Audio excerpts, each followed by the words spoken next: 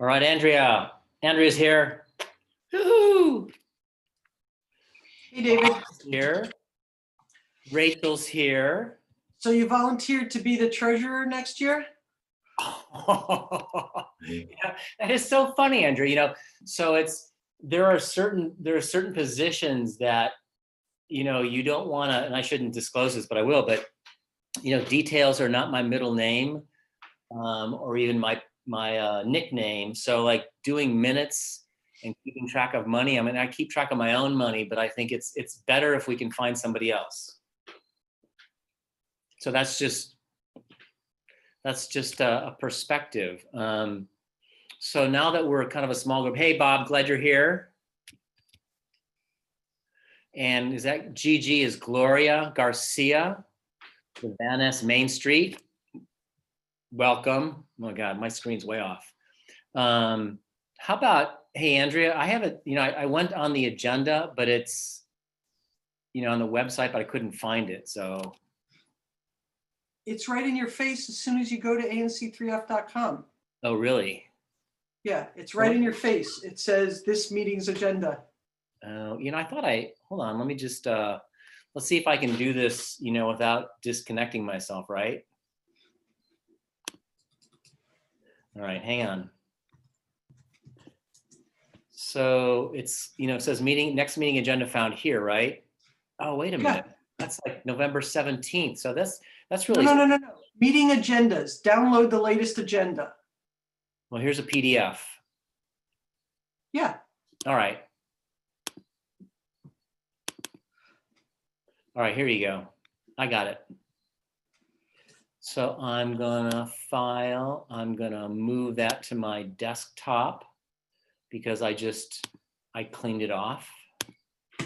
And so what a better way to clutter it up than to move agendas to it. Thanks. We're going to have to make a couple of amendments to the agenda to add the 2 resolutions from H&N. Oh, really? Mm-hmm. That's okay. No. So we got the call, consent. So we got a curb cut.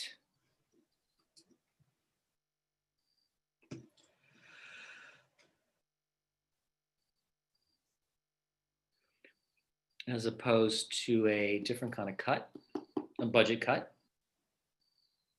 So Andrea, when do you think we should have these resolutions? I have no problem doing it after Melvin Hazen.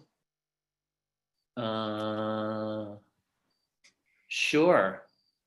I have no problem asking for it to be done then. That's all right. I thought the curb cut was going to be in the consent. Obviously, somebody objected. Hey, Andrea, at least in this agenda, it's on number 3 on consent, 2717 Chesapeake. It's on consent agenda. Okay. Hello, guys. My name is Brandon. I'm actually for that 2717. Welcome, Brandon. Nice to meet you guys. You too. You're on the consent agenda so far. Perfect. Andrea, so don't we try to come up with the right answer like all the time?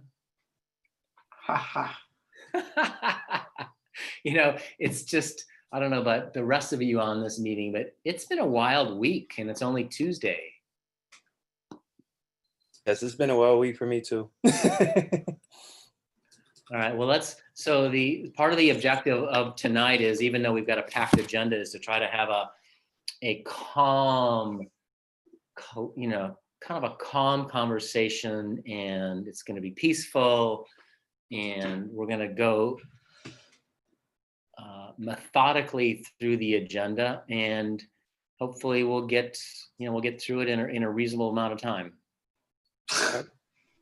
So hey, Andrea, on the agenda it's got resolution on the comp plans number 11 and rent controls number 10, and then Melvin Hazen's number 13.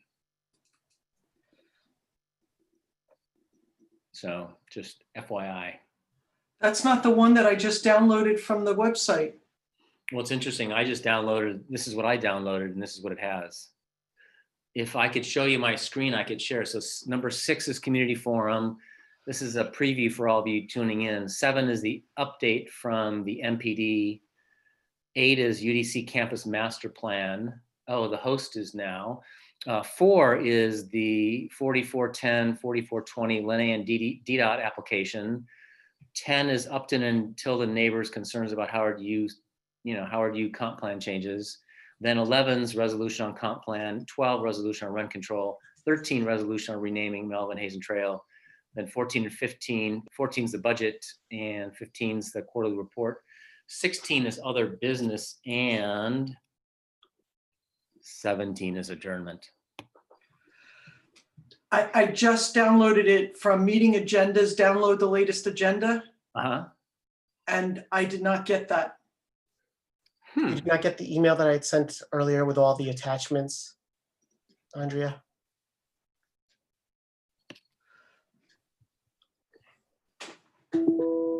She and I were just talking about 2 different versions of this, of the agenda, and No, I did not, Monica. I didn't get an email from you with attachments. You sent it to the Abyss? No, I sent it to your usual, I didn't get one.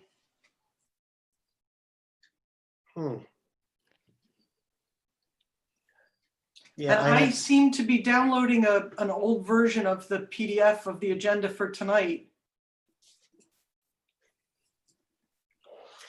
yeah, because there were so many proposed changes that I guess, It's not posted. I don't have it posted.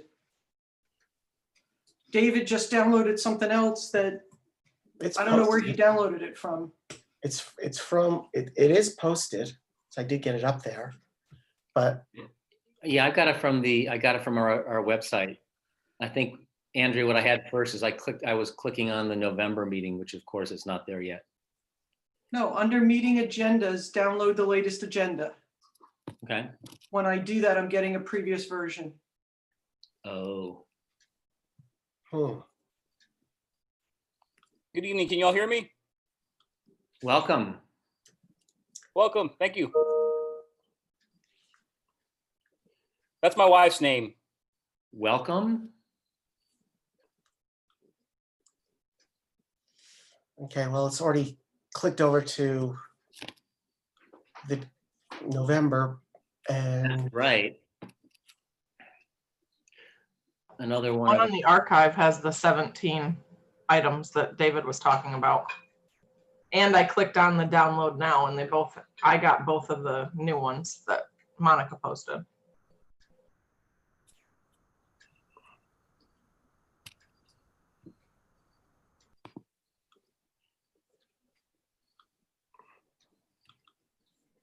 I see George Hoffman. You can't hide from me. Who else? Hey, Barbara. okay, well, Andrea, let me see if I can find, because the text of all those resolutions were in that email along with, let's see, Hi, Pat. some other stuff. So, Mr. Ward. Bob, hey, all right. Bob Daling, Streets and Sidewalks Chair in the house. Sorry, Bob.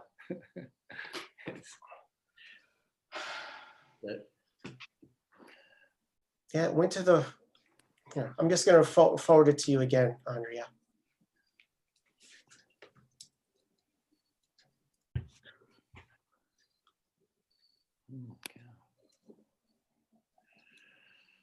This is Commander Bentley. I just want to make sure everyone could hear me. Yes, thank you. Okay. I'm going to turn the camera off, but I'm ready whenever you all Okay. are. Okay, so what time is it? 31. Let me pull up the agenda in the meantime.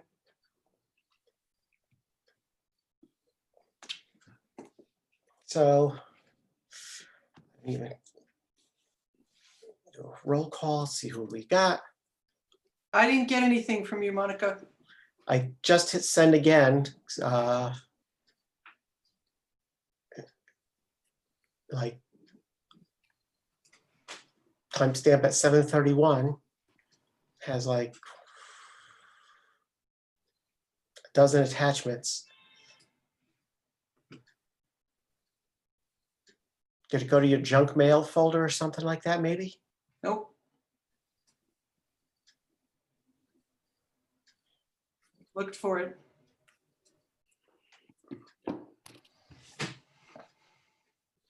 Huh. Meantime.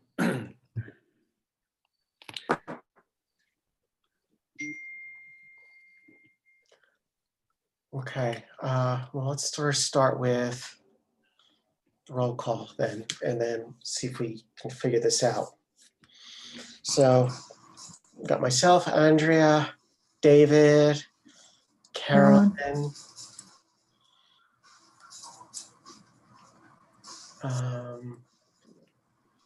We have Leah. Let me see if I see her. Or Naomi.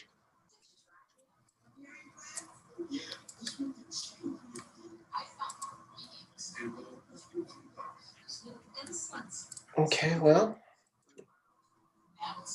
we got 4. You look, you're not getting anything. Do you have another email address you want me to try? I've been getting stuff from people all day at this one. Okay, Monica, I have most of them, so why don't you? If you download again, you'll get the new one. But there was stuff in that email also that, like that had the latest resolution. I'm for- good. Go. but- Why don't you go ahead? Okay. Okay, let's call. So then we'll just simply call to order at 7:34. Welcome everyone to our October meeting. Let's do a roll call. So I see Leah joined us. Welcome, Leah. I think I haven't seen Naomi yet. But at least let's just go down the line. So the introductions, Andrea. Andrea Molad, Commissioner for ANC 3F05, Commission Secretary.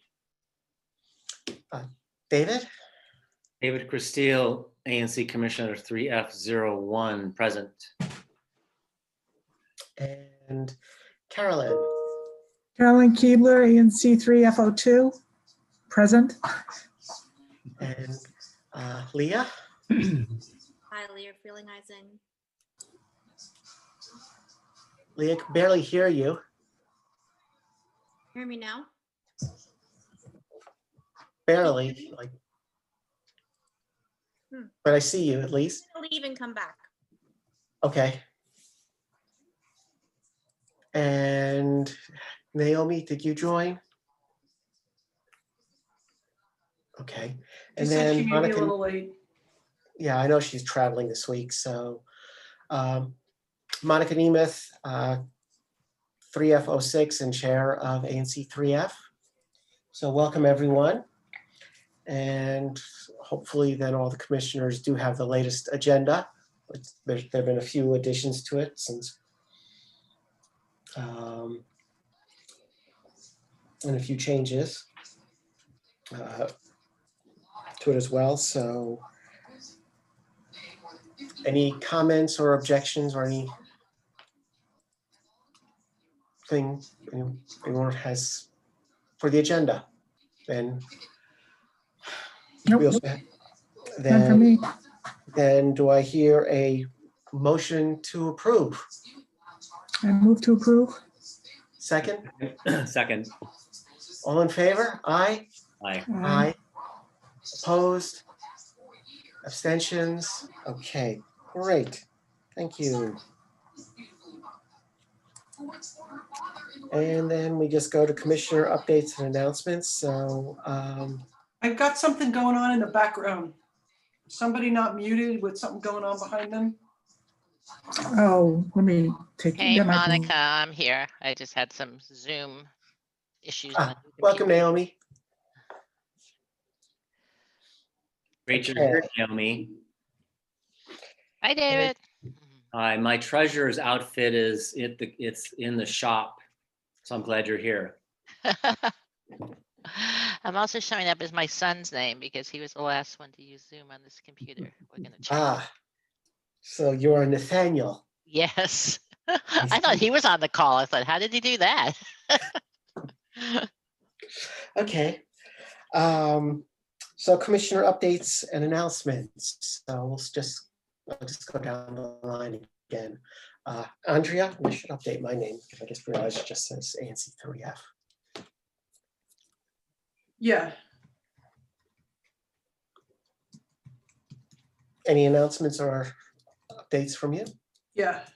So after that whole business the last couple of times about the Essex and the meeting from the Essex and things like that, they have been sending stuff to DCRA and we're still waiting for an answer from DCRA.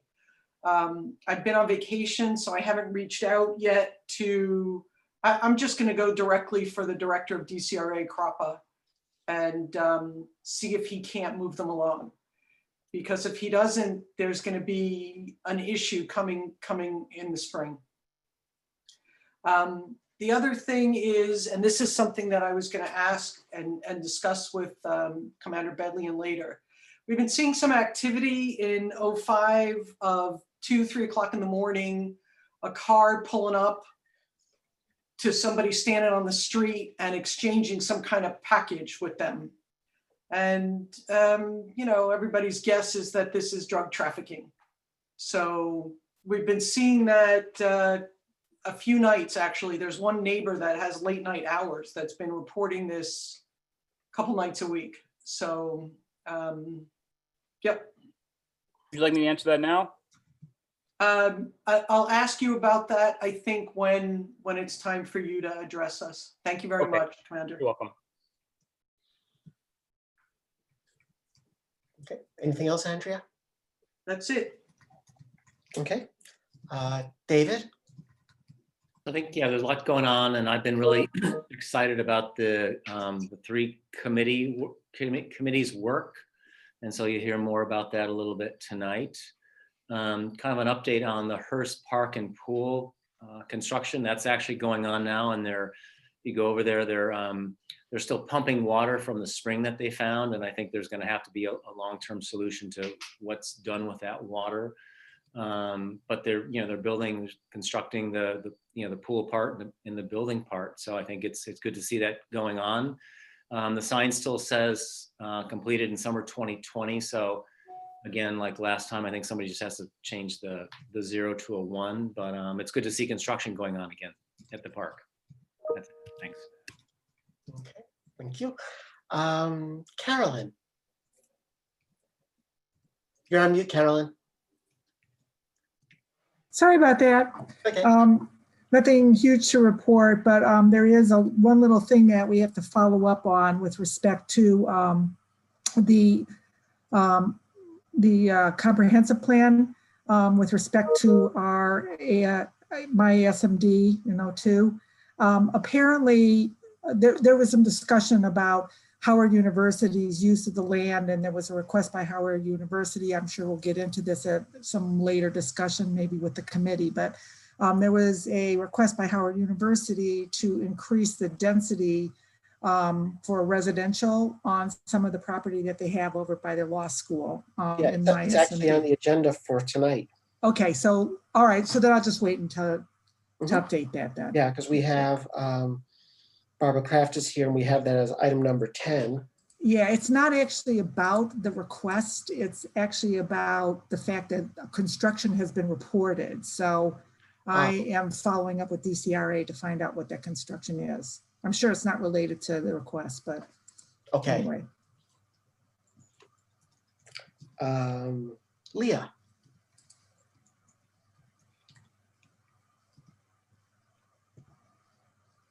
Nothing to report? Sorry. Can you hear me? No, barely. That's really weird. I don't know what else to do.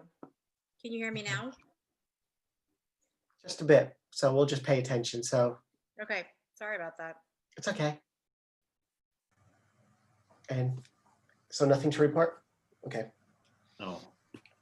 Naomi? Yes, I just want to draw people's attention to the draft environmental assessment for the Broad Branch rehabilitation has been released on October 15th. And hang on, I'm just pulling that up. There's only a 30-day comment period, which is going to make it hard to align with our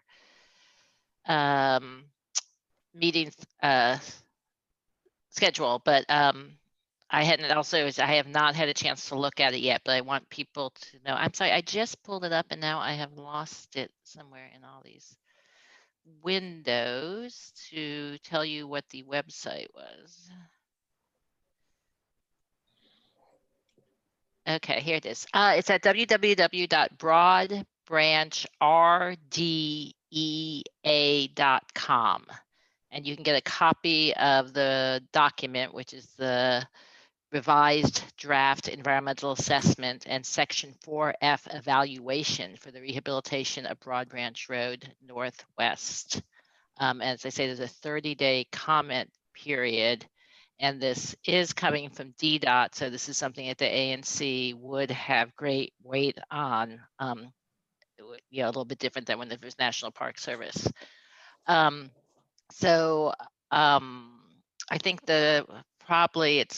I'll talk to both the chair of the Streets and Sidewalks Committee as well as Parks and Trails, because while it's not in the park, it very much impacts access in the park itself, and see how we want to move forward with getting input from the community and what kind of resolution we might want to put together and the timing of that.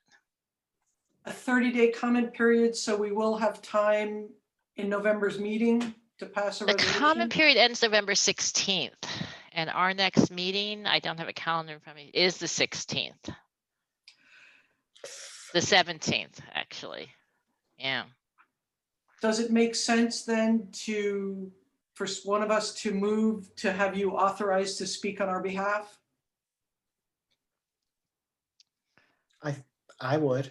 I mean, Okay, I can do that. And I wanted to say I've also alerted the presumptive new commissioner for 3F03, Deepa, who is running unopposed in 3F03, that while comments are due before she will be sworn in, I think it will be an ongoing issue that's of great interest to 3F03. So I asked her if she would work on it as well. So what about, I guess they say there's a 30-day period, but why not getting an extension on that to give us more time? I don't know if that's an option or not, but is that possible? Or after we've waited 7 years for the report, it does seem sort of reasonable to ask for an extra 30 days. considering, I don't know what the process is for doing that, but I guess what harm would happen if it was, I don't know, 45 days or 60 days of comment period? it's literally been 7 years since they issued the first study, So, so it's David, obviously not a rush. David, do you want to make that motion that we request an extra 30 days? Sure, and I think that's, I imagine, again, because Naomi, as you said, we've got Bob Daling, whose Streets and Sidewalk Committee would be, interested in this, and he's aware of it now. And then Erica Rosenberg, who's the Parks and I guess Wetlands Committee. And I imagine if we want the committees to weigh in on this, the more time we have, I shouldn't say the more time we have, the better, but at least having an additional time for them to weigh in on it. And then for us to look at it at a November meeting, we need at least 45 days.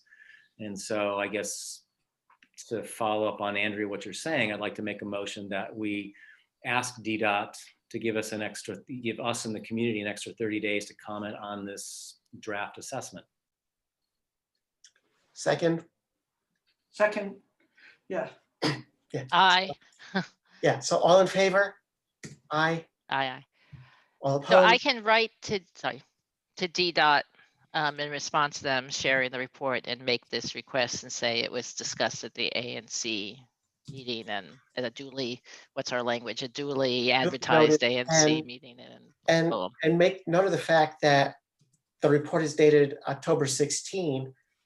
So it was issued 4 days before October, our meeting is October 20. So really, there was no way for us to be able to review it in advance of the meeting realistically. And our next meeting will be more than 30 days. Right. So Okay. it's just an I unknown. will send them a their- message and see what they say. Yeah. Okay. That's all for me. Thanks. Okay, thank you. And so I just had a couple of things. I actually had that one on my list as well, Naomi, just in case you weren't able to make it tonight. I also made a note of that, so. But a couple of things I wanted to mention. So early voting begins next week, and the UDC gymnasium is going to be an early voting super voting site, or whatever they're calling it. And so, I'm trying to recall that if they've used UDC before. I always vote at Merch, and so I don't think UDC has been used before, has it? I think so. Yeah, so. This is Juanita. No, this is our first time being used.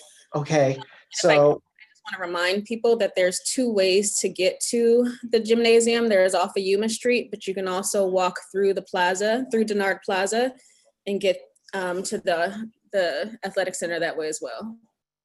Okay, so are we gonna have really good signage? Because that's a major concern. I've worked. So we are hosting or housing the event, but everything is being done by the Board of Elections. So whatever signs they put up, you would have to, any questions regarding the process, what signage, you would have to speak with them. Okay, so I work with a group that, volunteer with a group that does some election stuff, and so we might post additional signs with directions to be able to show people how to get to the gym, because we're concerned that people are going to get lost. So could we put I mean, Juanita, you've got pretty good mapping functions. Could we put a map on our website? Yeah, we can do that. And I'll talk to our facilities team to see if there's something we can do to assist that day as well in terms of signage. Okay, it's not just a day, it's going to be basically a whole week. The period. Yeah, so thank you. Mhm. Because, yeah, we want this to go off without a hitch. It's important. So that's first thing. So thank you very much, Juanita. And the second item I want to bring up is ABRA renewals. So in, I guess it was 2019, we had a whole slew of ABRA renewals for restaurants. And now we're getting the retail and wholesale and such. So last go around, there was no action for us. We didn't take any actions on anything with them. Our attitude was, unless there was actually an issue with one of the establishments and there was a complaint, that we were just going to let the process go forward. And I believe that is still the same sentiment now. So unless someone brings to us an issue with one of the businesses that will be receiving a placard, and by my count, there are now 6 businesses that have a placard. We've got Little Red Fox, Uptown Market, CVS, Giant, Somstock, and TBD Wines, which are 2 of the internet businesses. And unless we have objections or hear from the community, we're just going to keep those moving forward. And I expect over the next few weeks, we're going to be getting a whole bunch more of those, since this is the year, this is the time for the retailers and the wholesalers. And so that is all that I have. I have a comment on the resolution, on the motion we just passed. I have an email here from Ann Widenov saying that the comment period is set by US DOT and the Federal Highway Administration. And so DDOT does not have the authority to extend the comment period. Okay. So that motion, I think, is irrelevant, and I think we should authorize David and Naomi to speak. I make a motion to authorize David and Naomi to speak on behalf of ANC 3F on this matter. I second the motion. All in favor, say aye. Aye. Aye. All opposed? Abstentions? Looks like we passed, so, okay. Okay. Thank you for catching that there, Andrea. I don't know who posted it. Thanks, Ann. I'm just curious, there's been this surge in the last couple of weeks of them curtailing comment periods and all sorts of federal actions. This is a sort of bizarre, remote one that would be the case, but I wonder if it just got caught up in that. Yeah. Yeah, who knows? So, okay, let's just move on to committee reports. Parks and Trails. Bob, welcome. You're on mute. Bob, you're muted. Streets and sidewalks. Sorry, streets and sidewalks, not Yes. parks and trails. Yeah. That's right, streets and Well, sidewalks. That's right. you've covered a couple of the issues that we've been talking about, so I don't need to dwell too much on it. I think we will definitely be able to help the commissioners on the Broad Branch Road comment issue. We have several members of our committee who have been very interested, especially in the pedestrian access to the park through Broad Branch Road. So we'll work on that. Much of our activity, of course, right now is devoted to coordinating the provision of input on this Connecticut Avenue study. Of course, David, Commissioner Christille, and I are both on that, I think it's called the Community Advisory Council. I'm not sure we're really authorized to say a whole lot right now, but suffice to say they're narrowing the options and they hope to have some sort of public engagement, a public meeting sometime soon on that. So our committee has been engaged on the Connecticut Avenue study. Third issue is helping to provide some input, as we have been over the months, on the whole slow streets issue. We've had a few issues lately about signage on both Yuma and 36th, and we're hoping to work with DDOT to smooth that out, because I do think there's some issues with how the signage is working out. I think it's great we have the slow streets. We just need to encourage the better signage and placement of the signs. And then finally, one of our issues ongoing has always been trying to get DDOT to consider new sidewalks in ANC 3F. And so we're hoping to set up some meetings with the folks from DDOT on that issue in the coming few months. We meet every second Wednesday at 7 p.m. We need new members, and please email me or any member of the committee if you have some concerns on that. Thanks. Thank you. Now we'll do Parks and Trail, and Erica?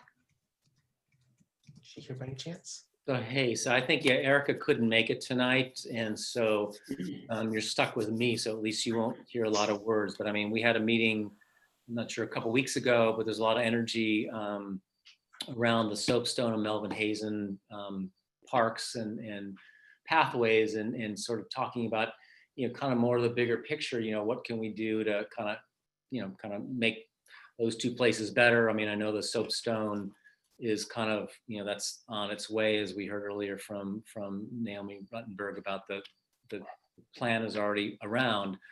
And so they've got a second meeting coming up sometime in early November to sort of, kind of dig down a little bit deeper in terms of sort of, what could the committee do that would actually have an impact on both these two areas.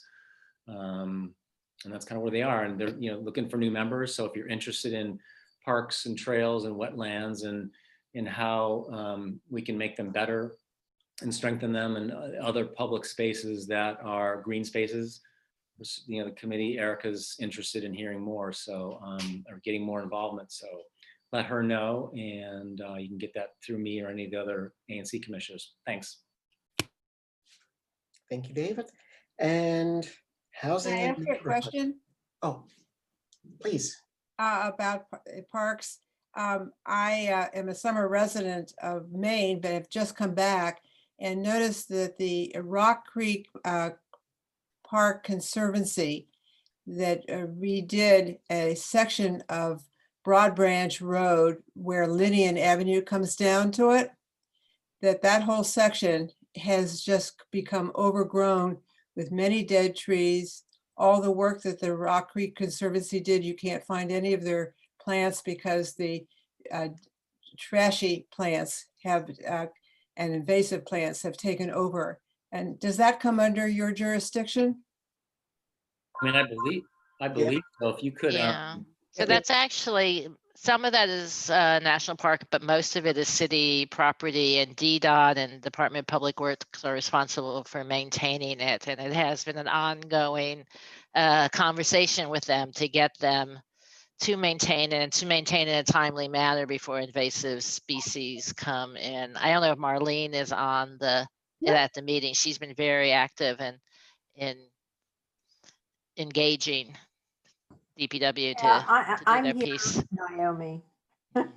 Yeah. Do you want to speak to that, Marlene? Because I know you've been. Yeah, the two parks there are Linian Stream and Broad Branch Stream, which daylighted streams. Last year, DDOT took on Broad Branch Stream and clearing it out. This year, the focus was on Linian. And the people were there for, I think, about 4 days and still did not get everything out of Linian. I just got an email from Steve Sari, who's head of water resources, who was the manager of those projects. And he said he hopes to have some money for the cleanup of Broad Branch this year, this fiscal year, because we're in a new fiscal year. So he will, when he has more word on that, he will let me know. But, you know, there is an issue, which is also an issue in the Broad Branch stream reconstruction, is that DC is great at putting in capital projects, but maintenance is never its strong suit. And so that will always be an issue with things like Broad Branch and Lydian Stream. And I think the role of the committee and the ANC is to really get some commitments on regular maintenance of the area, those two areas. And also if the plan as stated in the Broad Branch Stream reconstruction with rain gardens and other, that without regular maintenance, it will look like crap. Like our, you know, our parks. So that's a really big issue overall. Thank you, Marlene. So May I just say one thing before we leave the subject of parks? yes, Karen. Does anyone know what's happening with that little park that's at the corner of Connecticut and Tilden? They opened it for a couple of weeks and then they closed it back up. And there's a sign that says, closed due to hazard of very large tree possibly falling, dead tree. So you can see in the little park that there is a dead tree. But I just wondered if it will be taken care of and if the park will reopen. A lot of people are very fond of that park. Is that the one on the west side? On the west side of, yes. David might be able to speak to that. Yeah, it's on the corner. It's right on the corner of Tilden, Connecticut, that northwest corner. And yeah, I've got a couple of people that are living in my building and we're getting together to get a note. I mean, I don't know if you remember on the northwest side, that was closed as well. And so it took us a while to get that opened up. Getting back to the reason why this is closed, two dead trees and they're still standing. Yeah. But I mean, so we're gonna have to get a note to them and say, hey, what's your schedule for getting these trees down? Yeah. And you're right. There's a lot of people that use that. They cut through. There's places to sit. Yes. It does. Yeah, it's David? enjoyable. Who cuts that down? Hold on a second, though. Isn't that Whittle's responsibility? Since they I'm not control that sure park? if I think it's National Park Service. Well, it's the State Department. It's the Office of Foreign State Missions. Department.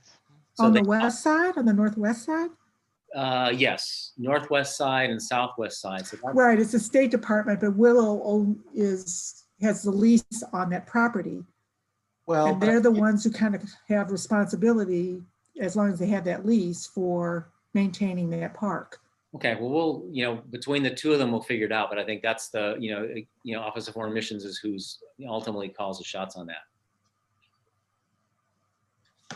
Monica, before we move on, I just want to say Mhm. one more thing about Broad Branch to David and Bob Dylan, that ANC, what's the one above us, 4F4G, they're Yes. also very interested in Broad Branch, and we should coordinate our sort of discussions and if we're like-minded response with them. Okay. May I ask a question about what is the latest on the Soapstone Valley sewer project? When would that be starting? I don't know if we actually have a start date for that yet.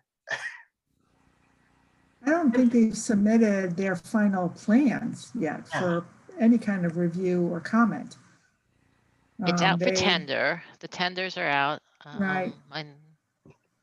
So there's they've been no- saying that they're going to, well, Carolyn, they have reviewed except for the construction plan, and that depends on them choosing a contractor, and then they'll finalize the construction plan. But that's a big then they will finalize, because that's a lot can change then, and a lot of things about that could impact the neighborhood, including access and Right, exactly. And I don't think we techniques. haven't seen anything about that. Well, there's because no they're in the date yet. tender process. The tender. Kind of the way the Connecticut Avenue traffic calming study was for like a year and a half. Thank you. Okay. Anything else? Okay, then let's move on to housing and neighborhoods. George, Hi, how you doing? good. We met on October 12th. There are 2 hearings coming up in the DC Council, one on an omnibus rent control bill and one on the comp plan.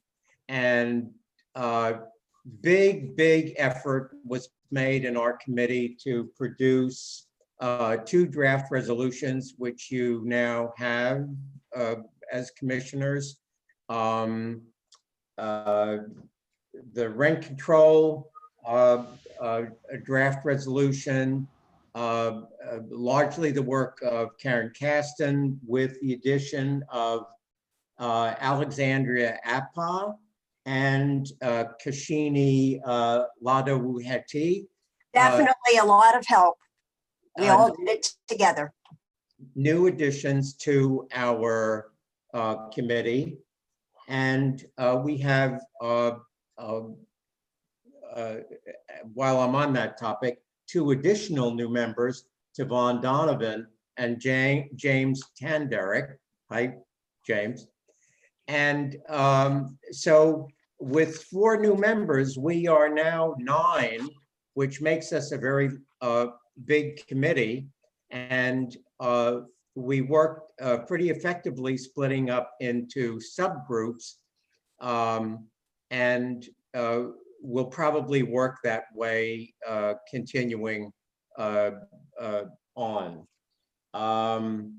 We want to,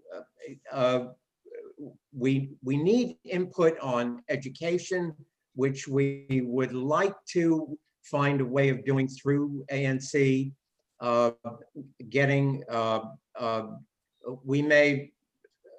We have to work on this because as David Christille pointed out to me earlier today, we have schools ranging from kindergarten to graduate school in our ANC. It's crazy not to have education covered in housing and neighborhoods. So, and the other area that we're going to be working in is what we're now calling security and wellness, which we used to call vetting, but we thought vetting was just a totally inadequate name for a lot of the problems that we're having, particularly in the larger buildings where many new residents are coming in. That said, of course, a lot of the landlords in the larger buildings are beside themselves with empty apartments. So it's a very strange and tough time in ANC 3F. More to come. George, if you want, I actually work as a teacher, so I can help with education stuff. James, in neighborhoods. Fantastic. I didn't know. Fantastic, fantastic. Thank you. Great. Thank you, George. Then finally, grants. Is there anything, Andrea? I didn't think so. Nope, nothing from grants. Okay, so I guess no grants in this cycle at all. So, okay. Community forum. Oh, wait, I'm sorry with the grants. We were supposed to follow up on Ward 3 mutual aid about whether we can write them. We sent them that check, correct? Just following up. Yes, they was sent, is received, done. Okay, all done. Great. Okay, community forum. Do we have anyone who wants to speak or have any business they want to bring to our attention tonight? Okay, UDC, Ms. Gray. Hi, I just have one thing. Our quarterly community campus task force meeting will take place on Thursday, November 5th at 7:30 p.m. The agenda has not been set in stone just yet, but once it has, I will make sure to send that to the ANC, to Venice Main Street, and to Forest Hill Connection. It'll also be listed on our website. Thank you. And do we have anyone else for this evening's community forum?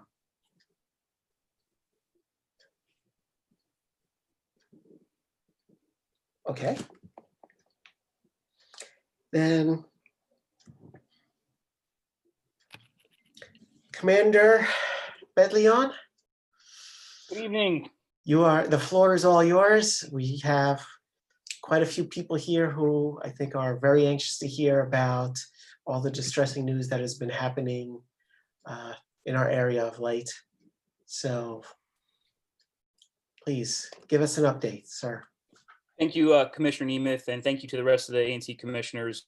I appreciate you taking the time to allow me to share some updates with you regarding public safety in your neighborhood and the role of MPD. And I will start, as the commissioner stated, with the very distressing news of what occurred on Sunday, October 4th and into Monday, October 5th. So as many of you saw on the news, and it's beyond distressing, very, very, very alarming and discouraging to see this kind of violence anywhere in the District of Columbia or anywhere in the region.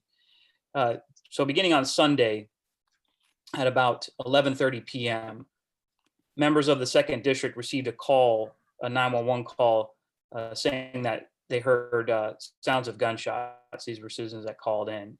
And the call originated in the 4300 block of 40th Street Northwest. So that's essentially right near 40th, where it intersects with Wisconsin Avenue. And some of the landmarks are the Tenley Town Liquors, the 7-Eleven, and the Popeyes food restaurant. So we received the call, and then we found a victim a short distance away. He was suffering from a gunshot wound to his upper body. And what he reported to us was that he was in his car when he suddenly realized that there were 2 adult males approaching him, and he became alarmed and suddenly fled away. And while he was fleeing, one of those suspects, at least one, fired into his vicinity where he was struck. So thankfully, that gentleman, he went to an area hospital. He quickly recovered and was home within 24 hours. And we're very grateful to see that he's recovering. And some of you may have seen his interview on the news describing what exactly occurred and how frightening it was. So this was Sunday night, October 4th, about 11:30 p.m. And then about 2 hours later, we had another call, a 911 call for the sounds of gunshots. This was in the 4900 block of Connecticut Avenue Northwest. And in this call, our officers arrived there very quickly, and they arrived there very quickly in both these calls, and they found an adult male suffering from gunshot wounds to his upper body. And sadly, that adult male was later pronounced dead on the scene. And he was identified in the media as a 23-year-old Alexander Wogu, a recent college graduate, just a young man starting his post-college life, and was just sadly and brazenly attacked by these, what we believe were two suspects. So as we piece this together, and as detectives, our homicide detectives, and then detectives from the second district piece this together and look at this, the general exploration of the cases are they related? So what we do know is that in both those cases, there are two suspects. They were both described as adult African-American males in their 20s, possibly, and generic descriptions of clothing. We know that at least one of them was armed in both those situations. And we also know that they took place 2 hours apart and only a short distance away. So that is something that we are certainly exploring, and our detectives are working jointly with officers to share information and to work with the community to help us in these cases. Now, thankfully, the cases are progressing well. We have an outstanding team of detectives, and just to kind of give you a snapshot of some of what our detectives do in the District of Columbia, in 2019, the homicide closure rate that was an average across the country was 61%. Here in the District of Columbia, it's 68% by the homicide detectives with Metropolitan Police Department. And likewise, our 2D detectives are also very keen at and successful at closing serious cases. So they're actively working these cases, they're sharing information, and hopefully we can find out if they are indeed connected. And we will be able to announce that to the public once we can confirm that. And we will certainly announce it if we have an arrest or have a wanted subject who we've identified. So that's something we're working with. We still encourage citizens, even though we're a few weeks removed now, to share information. If you find something, even if you think it's minute, it's always important that you share it with us. And you can do that through our 24-hour command information center. It's basically a 24-hour staffed hub of officers that are working to gather information and to disseminate it to the appropriate field or element. In this case, it would be the second district or the assigned detectives. The number to that command information center is 202-727-9099. And you can also text information to us to include video and photos. The text number is a truly anonymous text number. So if you want to be contacted, you have to leave your name and number in the body of the text. But the text tip is 50411. That's 50411. And the way to remember that is, if you've heard of the old police show, the YU50, text the 50, the 411. That's how you remember that. So these are some of the things that we're asking the public to be mindful of. And I want to tell you a little about what we've done in the area and what we are doing since these heinous and violent attacks have taken place. So our natural goal is we want to saturate an area with a strong visible presence. We want to be able to show a hefty police presence and to address any potential concerning spots that the public is sharing with us. So Monday morning at 1:30 a.m. was when the homicide occurred. I met with Commissioner Nemeth and many concerned citizens. I think I recognize a few names on the participant list here at the 4900 block of Connecticut Avenue. And we had a meeting and we shared some of these same tips and information. And then our officers are saturating the area on a multitude of operational venues. That's mountain bike, on segways, on scooters. We recently put a light tower in Molenberg Park. That's a police light tower. You may have seen it because, as Commissioner Molad said, we were getting complaints of people popping up in cars and what looked like they were disseminating or distributing drugs. So that was something we were concerned about. So we've temporarily employed that visibility tactic to light it up. And then we've also have a team of officers. They're called our crime suppression team. This is a team of officers that I deploy when I see certain crime trends emerging, or if I believe an area may be a potential hotspot of crime. So we deployed our crime suppression team officers. They're very engaged, very proactively investigative oriented officers, and they do a host of things to help identify who our violent perpetrators might be. For example, they deploy license plate readers on certain vehicles, which allow us to determine if a license plate is reported stolen or if it doesn't match a car. So in the situation with the shooting and then later the homicide, we had a description of a white car with very little information. So what I wanted was all my crime suppression team officers to be in the area and to say, hey, if I see a white car where the tag doesn't match, that's the kind of car we want to do a traffic stop on, and to see if we can identify who those folks are, and to see maybe they just need a new license plate, or maybe they might be up to no good, and they're bad actors. Either way, we want to be able to determine that. So those are a few things that we're doing. We've also do a blitz and an informational dissemination to the businesses in the area, because what we find is too often businesses and residents are not taking advantage of cameras, or sometimes businesses will have cameras that only capture the inside of their establishment.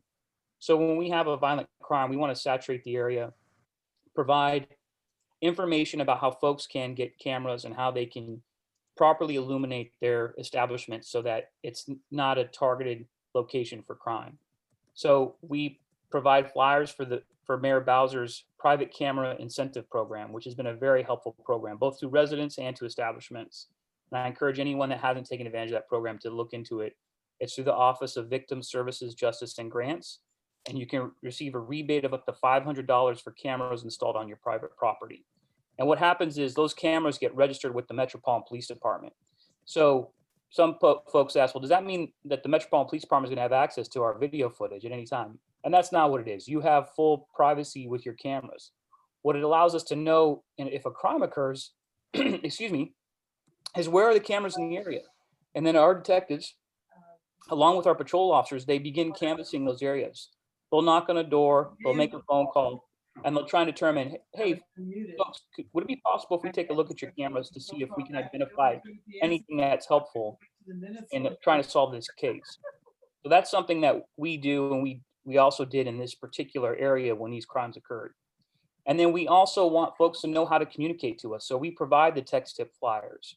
We provide various pieces of advice on how to be engaged with what's going on in the neighborhood. And that's where we come to you and we ask you, hey, could you please assist us in this? You know your neighborhoods better than anyone. Commissioner Molad, you notice that people are driving up and it looks suspicious. It doesn't look normal to the area. We want folks to tell us about that. And the way that we can work to address the problem, not to say we can stop every problem that is concerning to you, but the way that we can work to address it is through community policing collaboration. And in the District of Columbia, every patrol area has a patrol service area defined by borders, similar to an ANC. And ANC 3F is primarily in patrol service area PSA 203. So we want folks in the community to work with the PSA 203 lieutenant. In this case, her name is LaShawn Alexander. And she will work with her officers to highlight the concerns that you're sharing with her and to work and to be engaged to address those problems. Now, usually we do these meetings in face and in person. And we also do various community events, and that's obviously been tampered down with COVID, but we also want to be engaged. So we're going to do creative things like an outside meeting. And we want to be responsive to your concerns. So we ask all of you to be engaged with the PSA lieutenant and with the protocols to engage us with communication. And there are other ways as well. For example, we're on Nextdoor. I posted a message about Fort Reno Park robberies today because we were getting a lot of questions about that. And those were primarily in the park. Well, actually, they were entirely in the park, and they were being investigated by U.S. Park Police. I don't know if anyone saw that, but that's something that we try to do is we try and post regular messages on Nextdoor so folks can be engaged with what's going on in terms of our investigative efforts. There's the HCMA DC alert system. And then there's also, which I encourage everyone to participate. I don't know if Sally Beth Bumbry is on the meeting tonight, but she's a resident in the Van Ness neighborhood, and she's a part of our Citizens Advisory Council. And that is a group of citizens that meet with me monthly, and they inform me on concerns that citizens have within the 2nd District.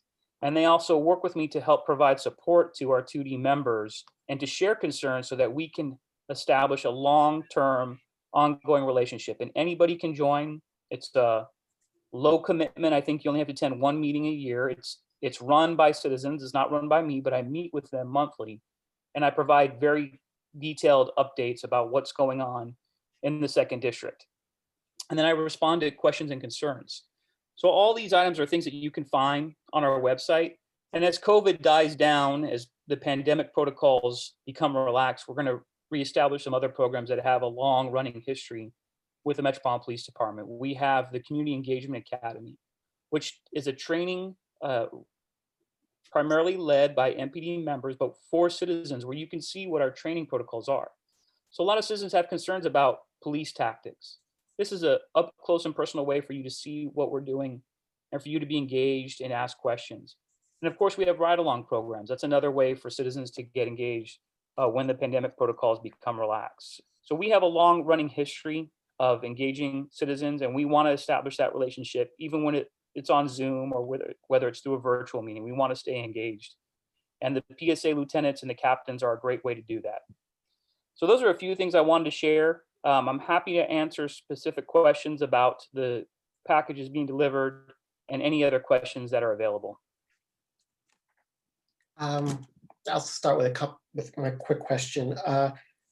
During your investigation, I'm assuming you're also talking to other districts about potential connections, not just staying within 2D. Like, so when this happened on the 4th, I had some commissioners from Ward 4 reach out to me saying, some of this sounded similar to something that happened to them or in their SMD, I don't know, a week or 10 days prior to all this. And so I was like, well, I don't know if there's a connection or anything or what MPD is investigating, but I'm assuming you pull all those threads outside of 2D as well.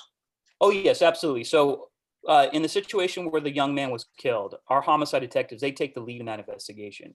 And they work with the district detectives offices in every patrol district to explore commonalities. And what stood out in both those cases is how brazen and how violent and how callous they truly were and how cowardly those suspects were. Typically when there's a robbery, and we are exploring a robbery as a motive because it does appear to be so, you have suspects that want to obtain property. And armed robberies are very rare in the District of Columbia. They've gone down at a precipitous rate over the last 10 years. And for a robbery suspect to shoot somebody is extremely rare. So they're going to work and explore all those angles. Of course, we know that the suspects in both cases had a gun. So anytime there's a gun arrest in the District of Columbia, our detectives are examining any connectivity to those cases.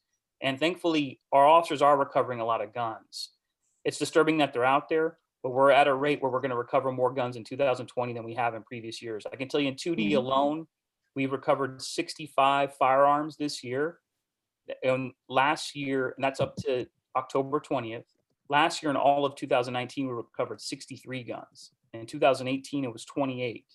So we're seeing a lot of illegal firearms in the area, and that's concerning. Chief Newsham, if you saw the Thursday DC Council testimony, talked a little bit about some of the violent crime in the District of Columbia.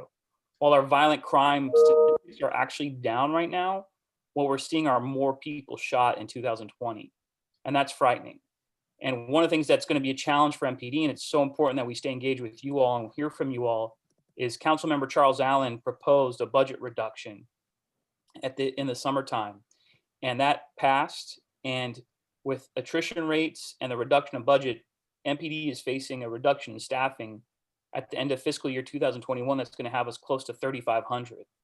And MPD hasn't been at 3,500 since 1999, over 20 years ago. And for those of you that have been in the District of Columbia since 1999, like when I moved here, so I moved here over 21 years ago, the population was closer to 500,000, not 700,000.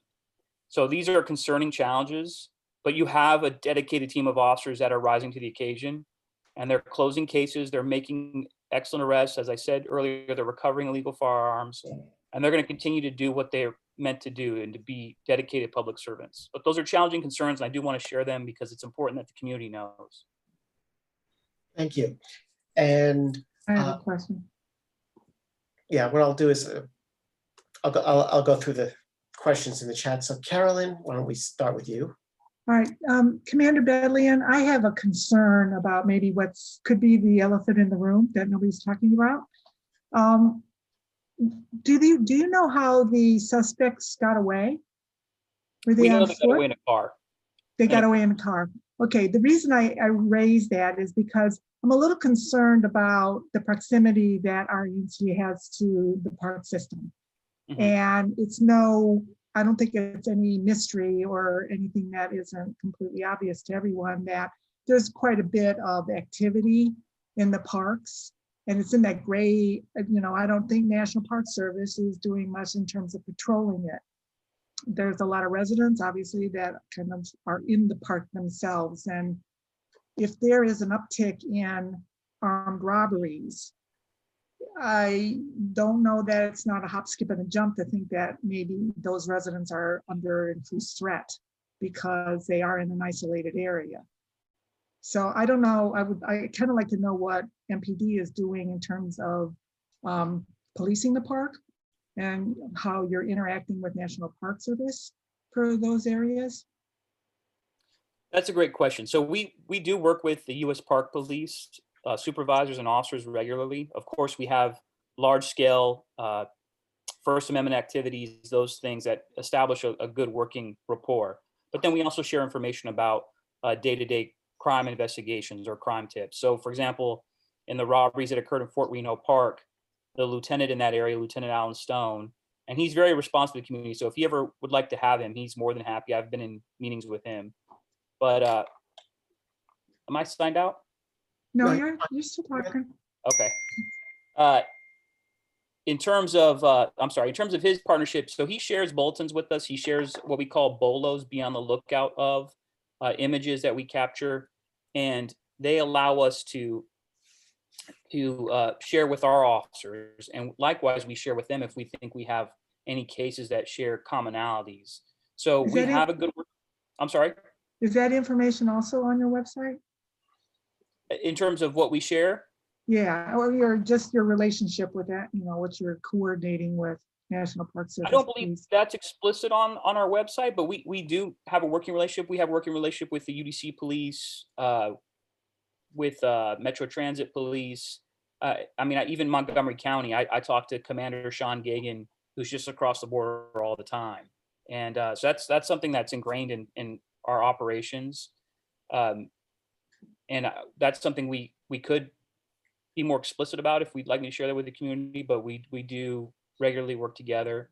And then we share videos as well. So there are videos that are open to the public. They go to our YouTube website, and you can look at videos of burglaries, robberies, and other crimes that are open for investigation when we capture images.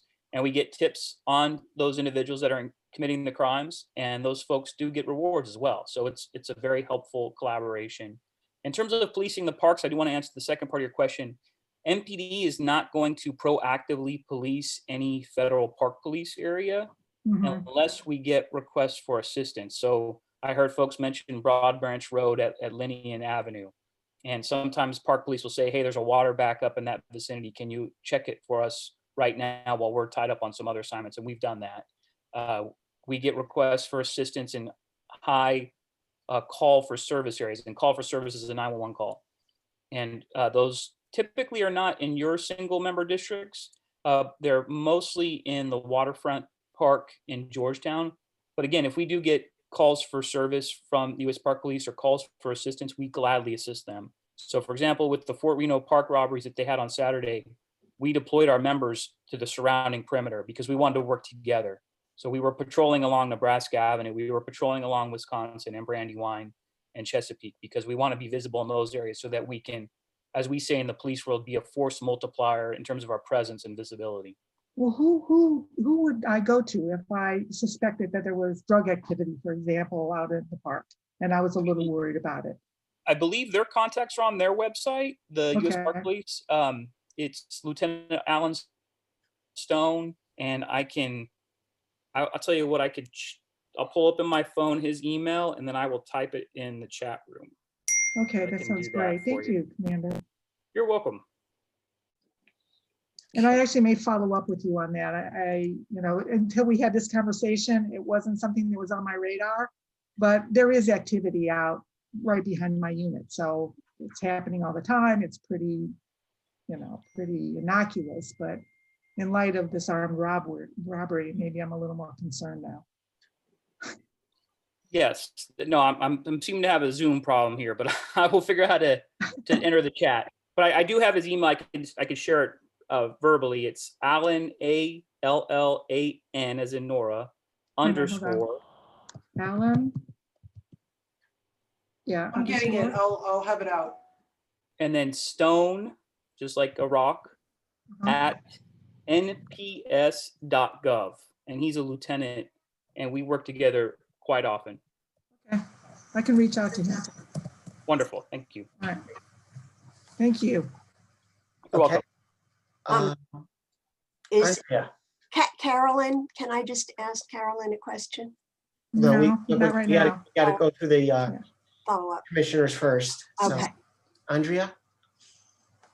Yeah, hi, Commander Bedlin. I just wanted to ask you, some of this activity, 2:30 on Nebraska Avenue, 2:30, 3 o'clock in the morning, a pedestrian is standing on the road, a car comes up to them, some kind of package is exchanged. I'm assuming that that's some kind of exchange, some kind of drug trafficking activity, whatever. What do we do? How do we? Very, very good question, Commissioner, and thank you for asking it. I appreciate it because it's a challenging problem, and it's something I posed to my crime suppression team today, the team of officers that work on our various forms of investigations, proactive investigations. So what we're seeing is the Metropolitan Police Department has seen a spike in what we call marijuana pop-ups over the last 5 years. These are folks that are taking advantage of the decriminalization aspects of that law. They're still breaking the law, and they're having pop-ups. And they are illegal. You cannot have them. You cannot suddenly have a store in your home or in another business and sell marijuana. That is still illegal, and individuals may be arrested for that crime. So our crime suppression team officers were very successful in getting search warrants and proactively investigating those pop-up locations over the last 3 to 4 years. And what we've seen is that trend has gone downward. It became a high risk venture. So what we're seeing, 5100 block of Nebraska Avenue is one area where we've had some complaints. 4800 block of 36th Street, around Muhlenberg Park, we're seeing complaints of, as you described, Commissioner, individuals on the sidewalk, and suddenly a car drives up and there's an exchange of a bag. And these are challenging tactics for us to foil. So we're working together to see what we can do. I can tell you, the more we hear from the community, and this is where the community policing partnership becomes so valuable, having video cameras, paying attention to what's going on in your neighborhood, sharing information is where we can work to foil these efforts. And sadly, we had a robbery on Thursday related to what we believe is one of these cases in the 4000 block of 36th Street Northwest. And they tie up our resources. We don't want to be tied into investigating robberies over what we believe are illegal drugs. So it's so important that you tell us, and I appreciate it. I don't know if Steve Myers is on the meeting today, but I received an email from him about some concerns he had. We share that information with our officers. We work to identify patterns that seem unusual. In terms of making arrests, they are very difficult right now with that particular type of crime. But we're going to work to improve our visibility. We'll be engaged with various forms of enforcement, and it's so helpful that you share this with us. So this is a new trend. It's going to take us a while to figure out ways to foil it. And I do think the positive side is we're seeing the pop-up dispensaries, the pop-up marijuana locations, they are dying down. And that's a positive thing, because you may have seen back at the end of September, we had a homicide, 5200 block of Western Avenue, that was directly related to a marijuana pop-up location. So I'm glad that we're seeing those types of crimes go down, the marijuana pop-ups, but we also want to pay very good attention to these, what I would call like ride-hail drug deliveries. So that's something that's helpful. Please share it with us, share with the PSA Lieutenant LaShawn Alexander, and she will work with her team of officers to disseminate the information and to do what we can to prevent it. Thank you. Welcome. Leah, I see you had your hand raised. Yeah, I just have a quick question. Commander Billion, I know this is not illegal activity. I wanted to sort of bring it to your attention and also advise on some serious concerns that me and my neighbors have here on the 3000 block of Appleton. Often, I would say probably as frequently as 4 to 5 times a week. As soon as it gets dark, there's a group of individuals, and I can't tell if they're all the same people, but I think some people who live nearby, et cetera, they gather like around a car and they're smoking marijuana, which I guess is not illegal anymore, but the That issue. is still legal. You can still call 911 for that. Okay, I mean, I've been told not to bother the police with something that, you know, small, but because of COVID, my comment really is around that. You know, they're not wearing masks, right? And there's like groups of people, like 4 to 5 people congregating for actually a pretty long time, like sometimes an hour or longer, or 30 minutes or longer, kind of depending on the evening. The weather's nice, it's definitely longer. They're not wearing masks, and like they're blowing into like, you know, where people are walking, you know, more people are spending outdoors, like going on walks after meals and things like that. So we're seeing a lot of walkers up and down the street. And because they're not wearing masks, because they're doing this, I mean, just as a citizen, I feel a little bit, not only do I feel uncomfortable, but I feel like I can't kind of go up to them and be like, hey, would you wear a mask while you're smoking pot? But I mean, it's a health concern and a safety concern. So I'm just curious if you've received other kinds of complaints like that from citizens in the area, and if you've, you know, had to do anything about it. So yes, we do get complaints for people smoking marijuana. They're relatively low, but it's still a crime. You can't smoke marijuana on public space, and you are not allowed to smoke marijuana on your front porch, for example. It has to be in your backyard or inside your private residence. So that's a situation where we want you to call 911. And no, we're not. Most likely, we're not going to go and arrest them if you call 911. What we're going to do is either be there and discourage it from going on, because sometimes it just takes one or two calls. They know the police are going to come and they stop coming there, and that's actually, I would say, the majority of the cases. Sometimes we have to go there more than once, and if we do, there's a good chance that someone will get a criminal summons, essentially a ticket, where if they don't pay it or they don't ask for a trial, they can later be arrested. So that's our first and second option. So please call 911. And what we would ask you to do, and this is where it's really important, if you see a vehicle, tell us what it looks like. If you get a tag, that's even better. And then tell us what the folks that are committing the crimes look like. What are they wearing? And we will get there as quickly as we can to discourage the illegal activity of smoking marijuana in public space. And if it continues, we can accelerate our enforcement options to include issuing the criminal summons. So I'm glad you shared it with me, and I'll share this with Lieutenant Alexander so her folks can be aware. This particular spot. And this is a great way to work with, again, the PSA officials and the PSA officers to know which potential hotspots may be emerging in your neighborhood. But please call 911 and we'll gladly respond. Okay, thank you. You're welcome. And David, I believe, David Castile, thank you. Yeah, again, I'm glad you're here and appreciate you kind of working with us. And it's also good to hear about all the coordination between you all and the Park Service Police and Secret Service and the State Department Police and so on. That's really helpful. And another topic, this is a safety issue, but I guess it's related to traffic. And again, I know you came to this meeting to talk about something that's very serious, but I know we've seen since the COVID time, there's been a reduction in, overall traffic everywhere. And there's, again, for those of us that are either close to Wisconsin or close to Connecticut, it seems like there's an uptick in speeding, and I'm not sure if that's just a perception because there's fewer cars, but I'm just wondering, what's the, and again, and Bob Daling's on this, email, and we're talking about the Connecticut Avenue reversible lane study, which is one way of looking at it. But again, I know in those conversations, and I know people in the community have raised this, what about speeding cars on Connecticut Avenue? They see this yellow light, they've got the gap. They go really fast, and I'm just wondering if that's something that's been on your radar screen, and if there's anything to be done about it besides, maybe changing law instead of going from 35 miles an hour to Connecticut, dropping it down to 30 miles per hour.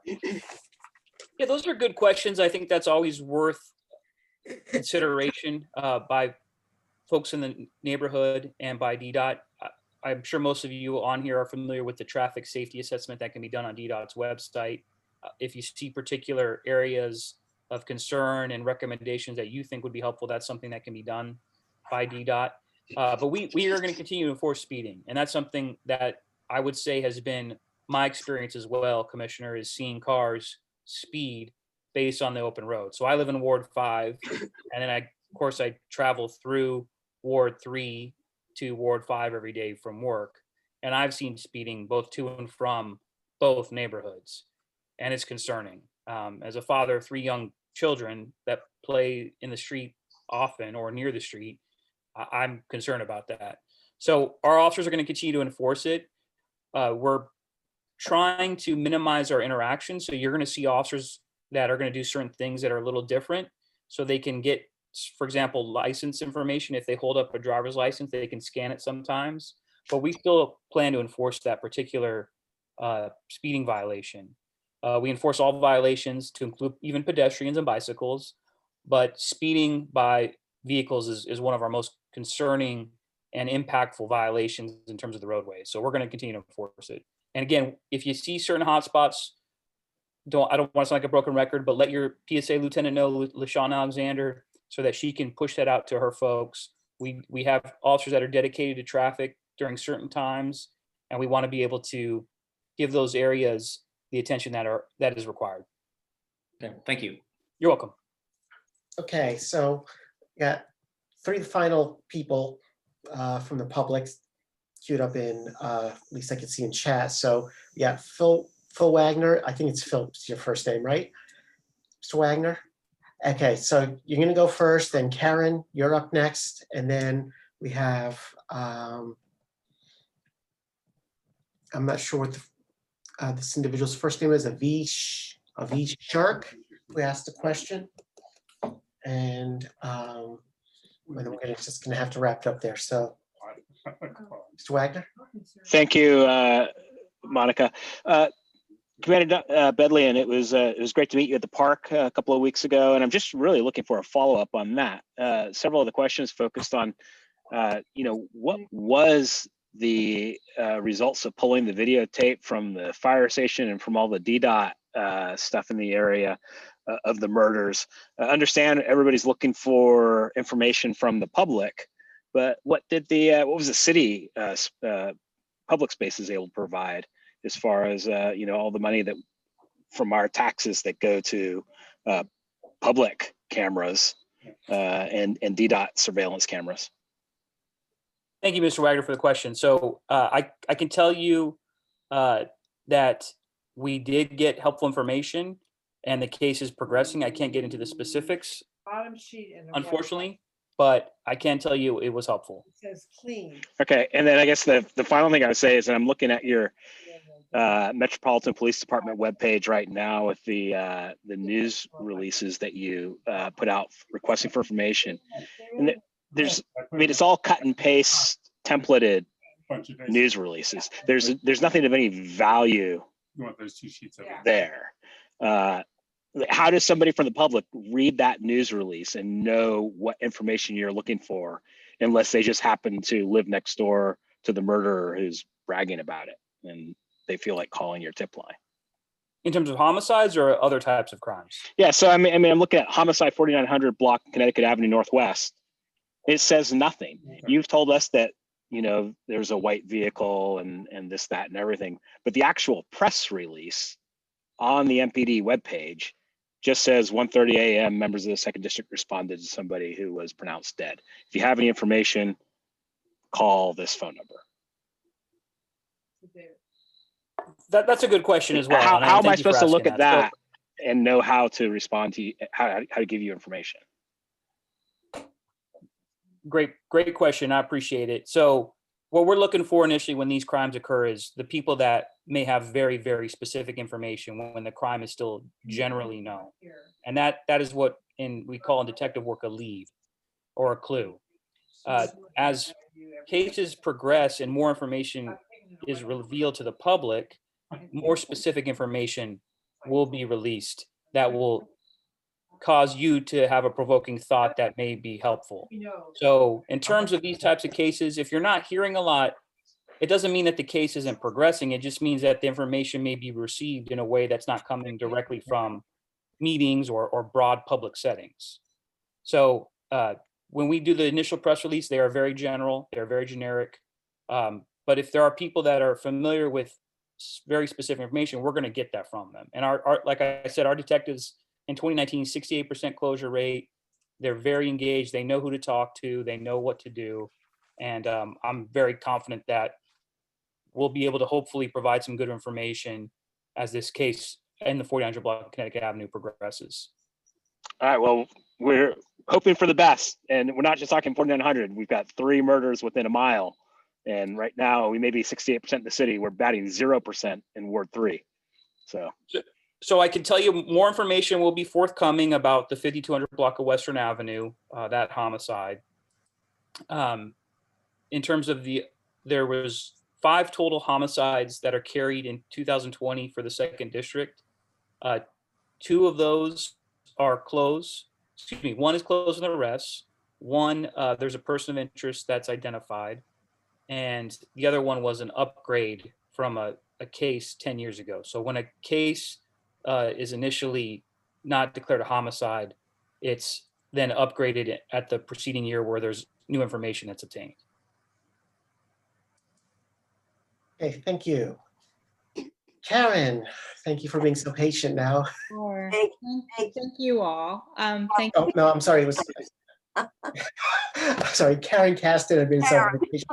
Oh, I guess, okay, we have 2 Karens here. Okay. Karen Caston and then Karen Breslin. I'm sorry, Karen. Okay, thank you so much. And I hope, Monica, that you will also let James Tandarek ask his question. He's a new member of our Housing and Neighborhoods Committee in the ANC, and he's put a comment in the chat box asking if he can also speak. He just put his We'll make it quick though. comment there quickly. So I'm trying, Commander Bedlian. Yes, ma'am. I'm trying to get a better sense of the 2 shooting incidents that you described on the 4th and the 5th of October. The first one on the 4th, the person who was shot was sitting in his car and he was shot as he drove away, is what I understood you to say, right? And then the second incident 2 weeks later in the early morning on the 5th, someone was shot in the 4900 block of Connecticut, a young man who died. Now, was he walking or he was also in a car? At this time, I can't share that information. Oh, really? Okay, so what I'm trying, here's kind of the bigger thing I'm trying to find out. You mentioned that you were looking into motives, the detectives, you know, burglary maybe was one of the motives. Robbery. We believe robbery was a motive. And are you also looking into drug connections to these 2 shooting incidents, as well as, I don't know what to call this, it's sort of like malicious violence where the suspects don't really have a reason, you know, they're not trying to get money or do a drug trade, but they're just shooting or, you know, stabbing or whatever the case might be. And I'm wondering if anything like that might be going on. Well, I will say we are exploring robbery as a motive, and based on the information we have, that's something we're going to continue to explore. Are you exploring possible drug connections? I can't comment on that at this time, Ms. Gasson. But we will continue to look into drug complaints as they come in, and we encourage the community to share that with us if you have drug complaints in your neighborhood. Yeah, yeah. And have we had any incidents of like, you know, I would call random intentional violence where there doesn't really seem to be a specific motive? Have we had that?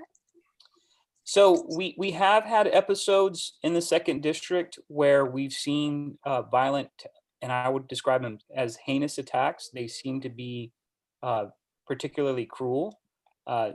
in most of those situations, I would say they often involve, excuse me, people suffering from mental health issues or dependency issues.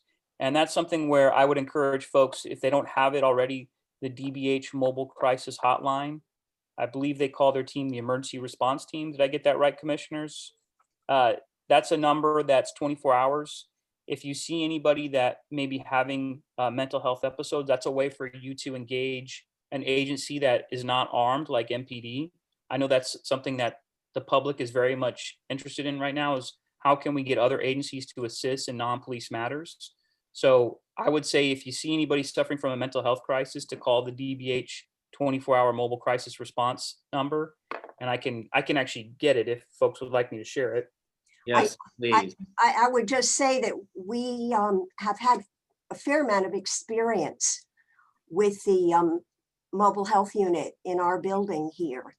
And although I it's can give that number now. Actually, let me see if I can do it on the chat here. Okay, Karen, we're gonna have to it's a 24/7 number, but they don't come. When you call them, they say, we're too busy and we'll come in 3 hours. So I would wrap this up. I'll give the number. It's 202-673-9300. 202-673-9300. And Ms. Casson, thank you for your comment, because I think that's really important. For everybody here right now, as I just shared earlier, Councilmember Allen introduced a budget reduction that's going to cut our staffing significantly. And a lot of folks in the country and in our city are having conversations about, well, maybe we can have other agencies step up. And that's a great example. If you're seeing a frustration, it's so important that you share it with your neighbors and with your elected office holders, so that these potential public safety gaps can be addressed, especially before MPD's staffing gets cut. So I'm glad you shared that. And I would just encourage folks to consider DBH. And if you see something that's a concern, to share it with your neighbors and to share it with those like your commissioners here tonight and your council members as well. Okay. Karen Breslin, thank you for being so patient. Thank you. Thank you to the commissioners and to everybody here. And Commander, thank you for being here and taking our questions, our comments. And I, as well as many here, also am concerned about the crime. I've lived here for over 20 years, and I'm just learning about the changes in the housing. And I know that there was a stabbing across the street from where I live. I think I mentioned I live on Connecticut Avenue. Between Connecticut, was there stabbing? Between Brandywine and Chesapeake, I believe, like in the last month, and over at the Brandywine. That was a domestic related case. If I recall correctly, it was two roommates that they both got into a dispute with one of the roommates' girlfriends. So it was a unique domestic related triangle, but yes, I do recall that. Okay. And then, these shootings that we've been talking about, I believe there were 4, right? 3 or 4 in the area in like the last 2 months. So yes, 3 shootings in Ward 3, 5200 Western in September. Yeah. 4300 40th Street Northwest, October 4th, and then 4900 Connecticut that morning, October 5th.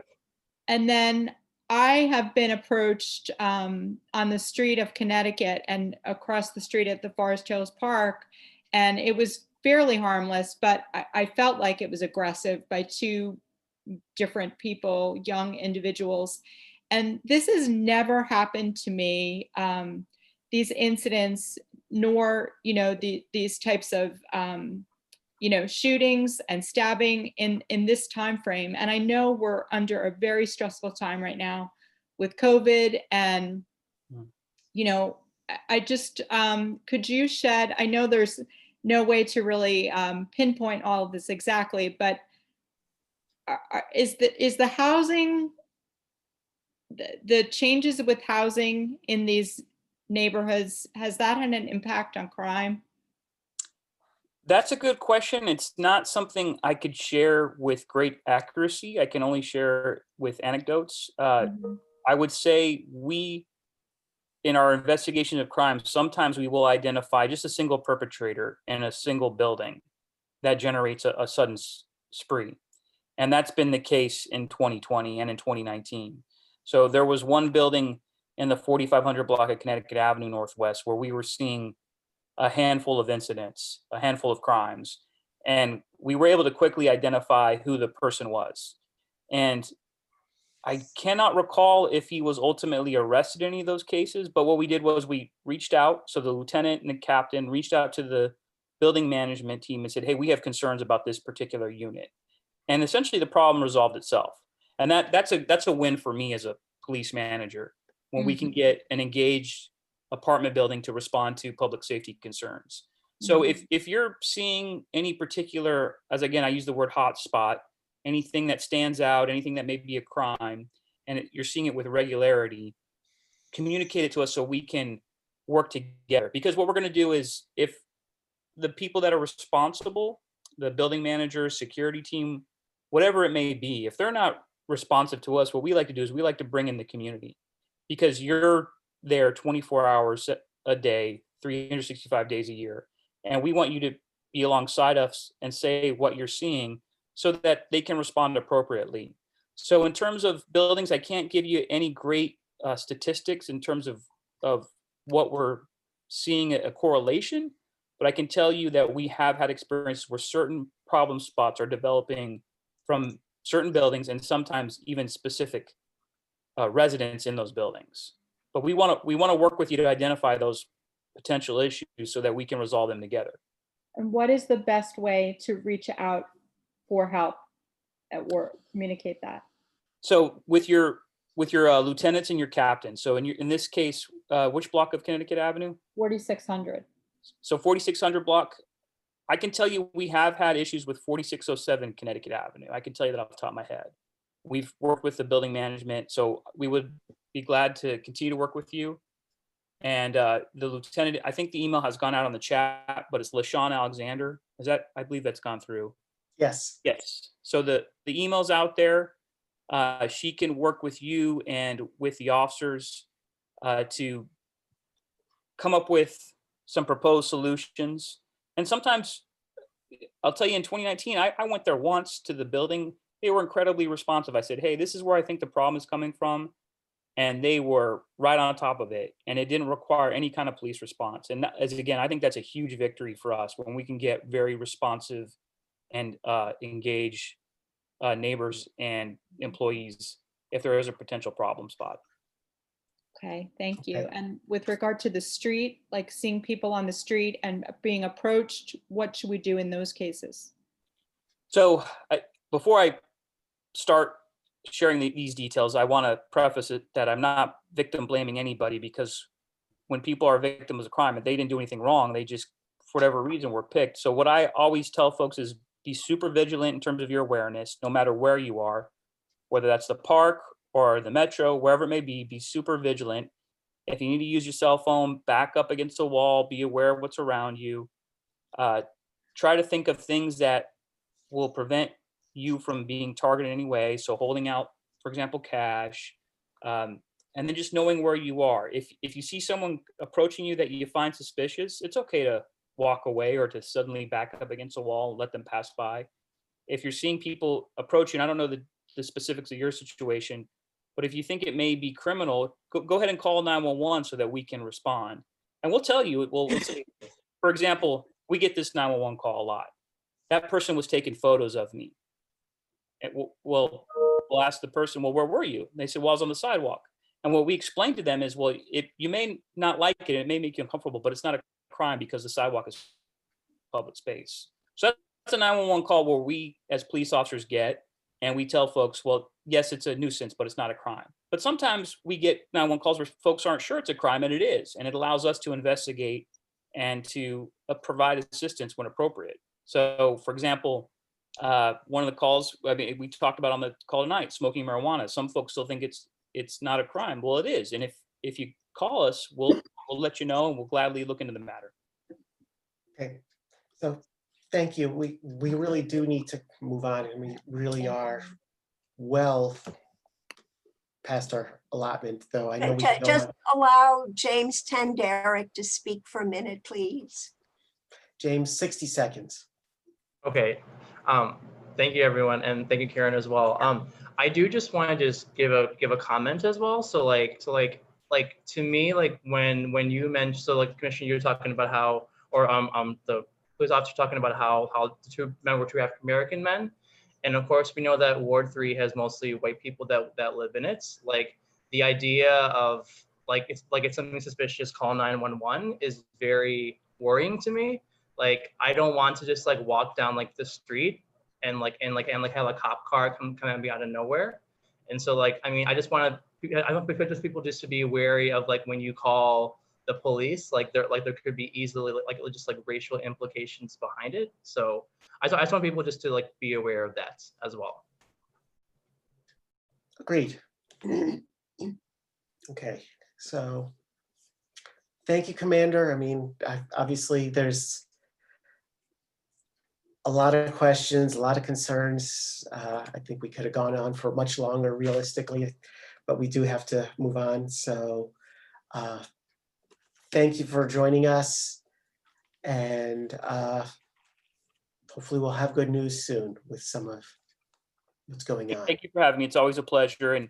And this is something we can always do regularly. If you want us anytime, just let us know. It can be the lieutenant or the captain or anybody else. So just let us know.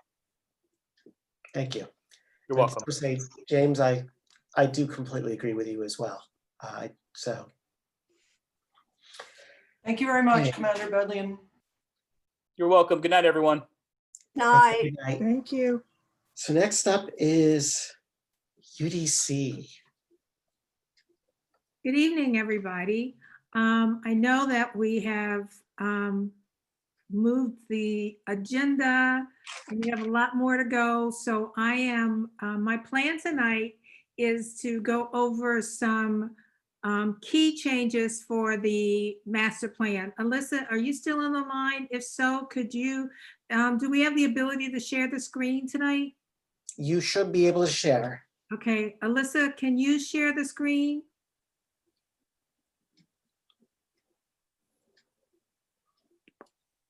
Is she still on?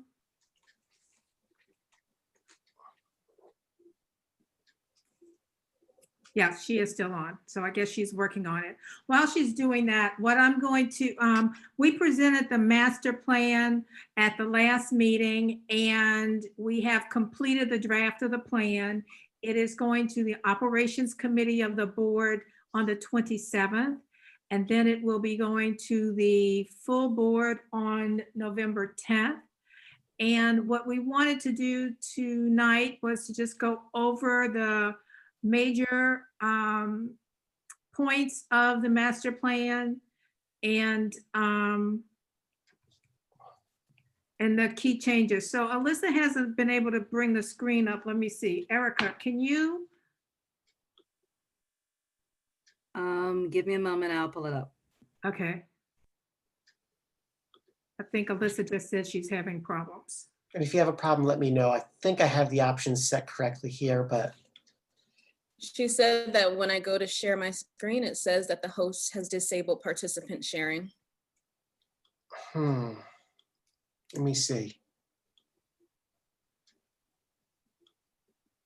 Okay, try it now. I thought I had said it properly. Try it now.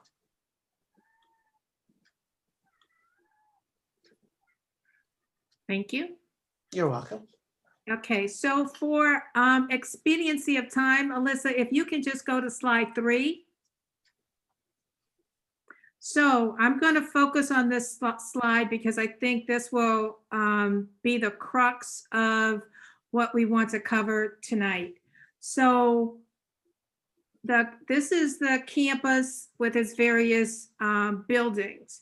And in terms of the master plan, we are not adding any more buildings to this site. We're talking about the area within the red hash lines. There are, in the previous master plan, we talked about adding housing to the campus. We're still interested in adding housing to the campus. And the 2 sites that we've identified for housing are building 44, which is at the bottom of the rendering, and what's labeled as A, which are the tennis courts. This is at the top near building 52. The tennis courts are there. If we built there, it would be on top of the tennis courts. The tennis courts would still remain. Our preference is to build the housing at the building 44 site. Then we have identified near buildings 47, which is at the upper left-hand corner, some spaces to make the campus more green, to create pathways that would enhance the greening of the campus, as well as near the amphitheater. We are considering in Denard Plaza, putting additional greenery there by using planters with seating. We are seeking to improve access to the campus. If you look at Wyndham Place, there's a lot of curb cuts along that way, and I'm not going to change the slides. We showed them to you last time, and in the interest of time, I'm not going to do that, but we are trying to make Wyndham Place a more attractive entry to the campus, and at the same time, making the campus more visible from Wyndham Place. For example, we heard from many members of the community that they didn't know that there was a theater back there, and we have events at the theater that are open to the public.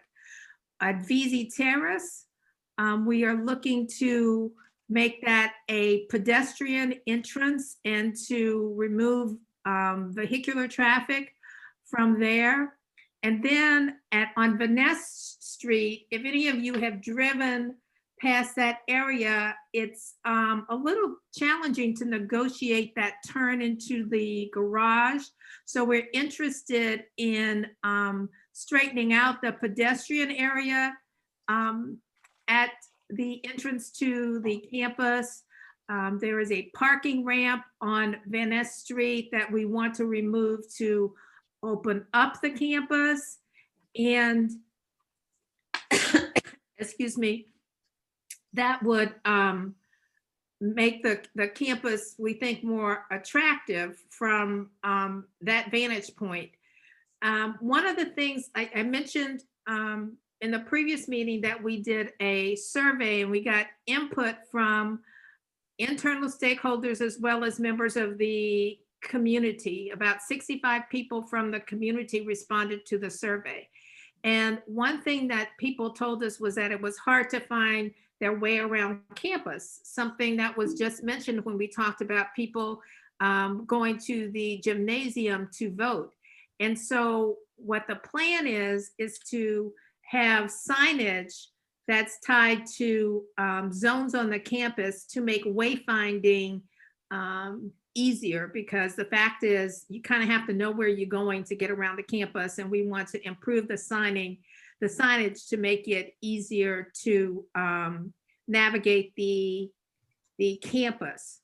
I sent the campus master plan to David earlier last week. I don't know if that was posted on the website of the ANC.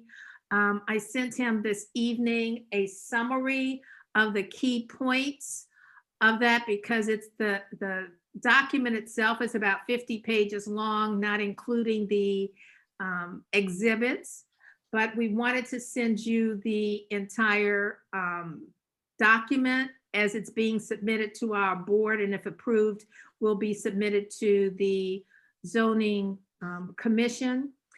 We will be on the agenda for the November 5th meeting that Juanita mentioned.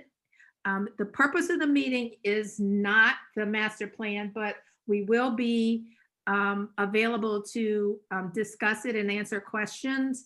for people who attend that meeting. And after you have had a chance to review the master plan, we would like to be invited back to an ANC future meeting for further discussion. We understand our time is limited this evening. Even though the board is anticipated to approve the plan that we proposed in November, the matter will not go to the zoning commission until December, and they will not schedule hearings until 2021. With that, I am available to answer any questions you may have. Okay, thank you. And I'm just gonna let David actually probably would have the most. So I'm gonna Actually, start. Commissioner Nemeth, can I jump in really quickly? We're gonna start with, is that Juanita? Sorry. Yes. Yes, go ahead. I see there are some specific questions in the chat related to student housing and related to, what was it, retail? Those questions I'm going to take note of them, and those are things that we'll talk about at the Community Campus Task Force meeting, but those are not specific questions that we are talking about tonight, because as we've talked about before, the retail spaces are not a part of this particular campus master plan. Thank you, Anina. Thank you. And so, David, I'm gonna let you start off the questioning. Sure, and given the time, I mean, I think I've said this a number of times, at least to my fellow commissioners and to you folks at UDC. I think it's just, there's a lot of information to digest, and to try and kind of talk about that all tonight is not really feasible. So I'm going to kind of limit my comments to a couple of big picture comments. And it's really, it's interesting. I saw the several presentations during the summer, and I also looked at the old plan. And what struck me about, again, it wasn't in the presentations earlier, but if you look at the existing plan and the new plan, it's this issue of student enrollment. And I think all this, all the improvements you're talking about are really good in terms of making this a better place. But what struck me in reading the plan, and again, I haven't read the whole thing, but is, there's very little specificity about future enrollment. And so if this is this is the state university, the District of Columbia, it seems, just again, I'm just kind of reacting. It seems a little interesting that there's not a projection or forecast in terms of future population. And then furthermore, and again, I think some of the language in this plan is really great in terms of wanting to help and energize and take advantage of the metro, take advantage of Connecticut Avenue. Yet if there's, and the physical improvements are fine, but the core of making this place alive is really, and the campus alive, is really more students on campus. And so that's kind of the sort of, again, what struck me as a sort of a big picture question in terms of, yes, this plan is great, and it focuses on the physical space, and you've got some specificity about student housing, but again, there's no, I don't know, is it, in the old plan, it was 600 students, what is it now?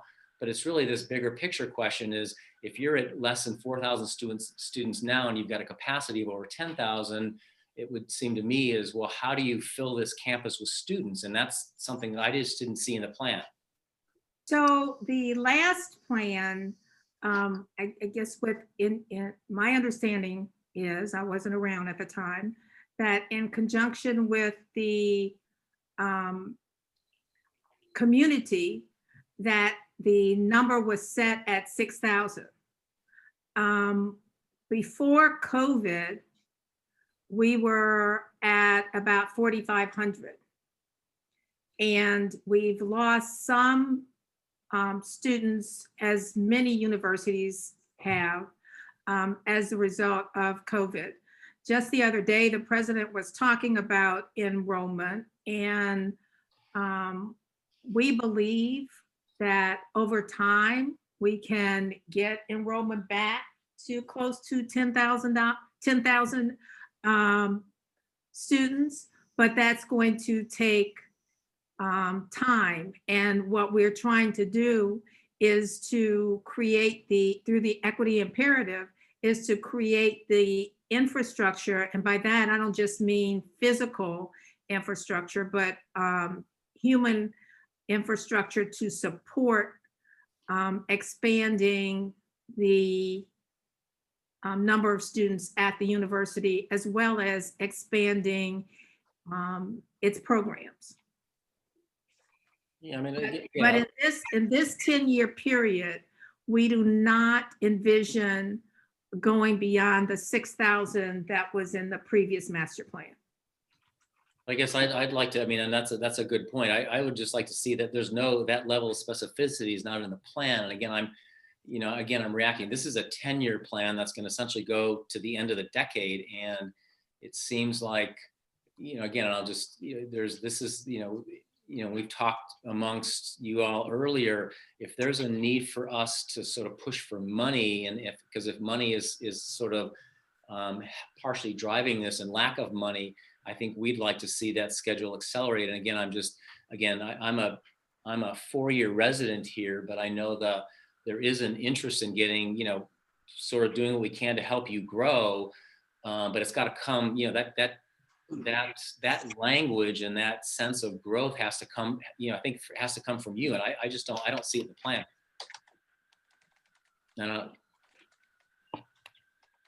Well, the plan does say that we anticipate modest growth, but that we would be within the 6,000 students that are in the plan. Based on, and I can be corrected by the consultants, but based on what I understand, the zoning commission is interested in the number of students we plan to have on campus, not necessarily on how we plan to increase that number. So therefore, we can, at the community meeting, talk about our efforts to increase enrollment, but I do not believe that how we increase enrollment is part of the interest of the zoning commission in the master plan. No, but again, I'll say this one more time and I'll stop. But I think it's, you're coming to us as one group of the community, and I'm just saying, I'm speaking for myself, but I'm also, there's, Gloria Garcia, there's people in the community here that, when there's lots of students, students around it's got an energy. And so I think the question is, if you've got a capacity of 10,000 students or more than 10,000 students, I think it was in your old plan, it's, what can we, if you want to get there, we don't want to put words in your mouth, but on the other hand, if you're going to be the state university and you've got all this language about, adding programs and being energized, it seems like you'd have and you're building this new campus, it seems like again, the enrollment is kind of that enrollment number and going higher is should be part of it. But I don't want to try and put words in your all's mouth. Well, as I said, I don't think it's germane to, the how is germane to the master plan, but I am happy to have somebody speak to that issue at the community meeting.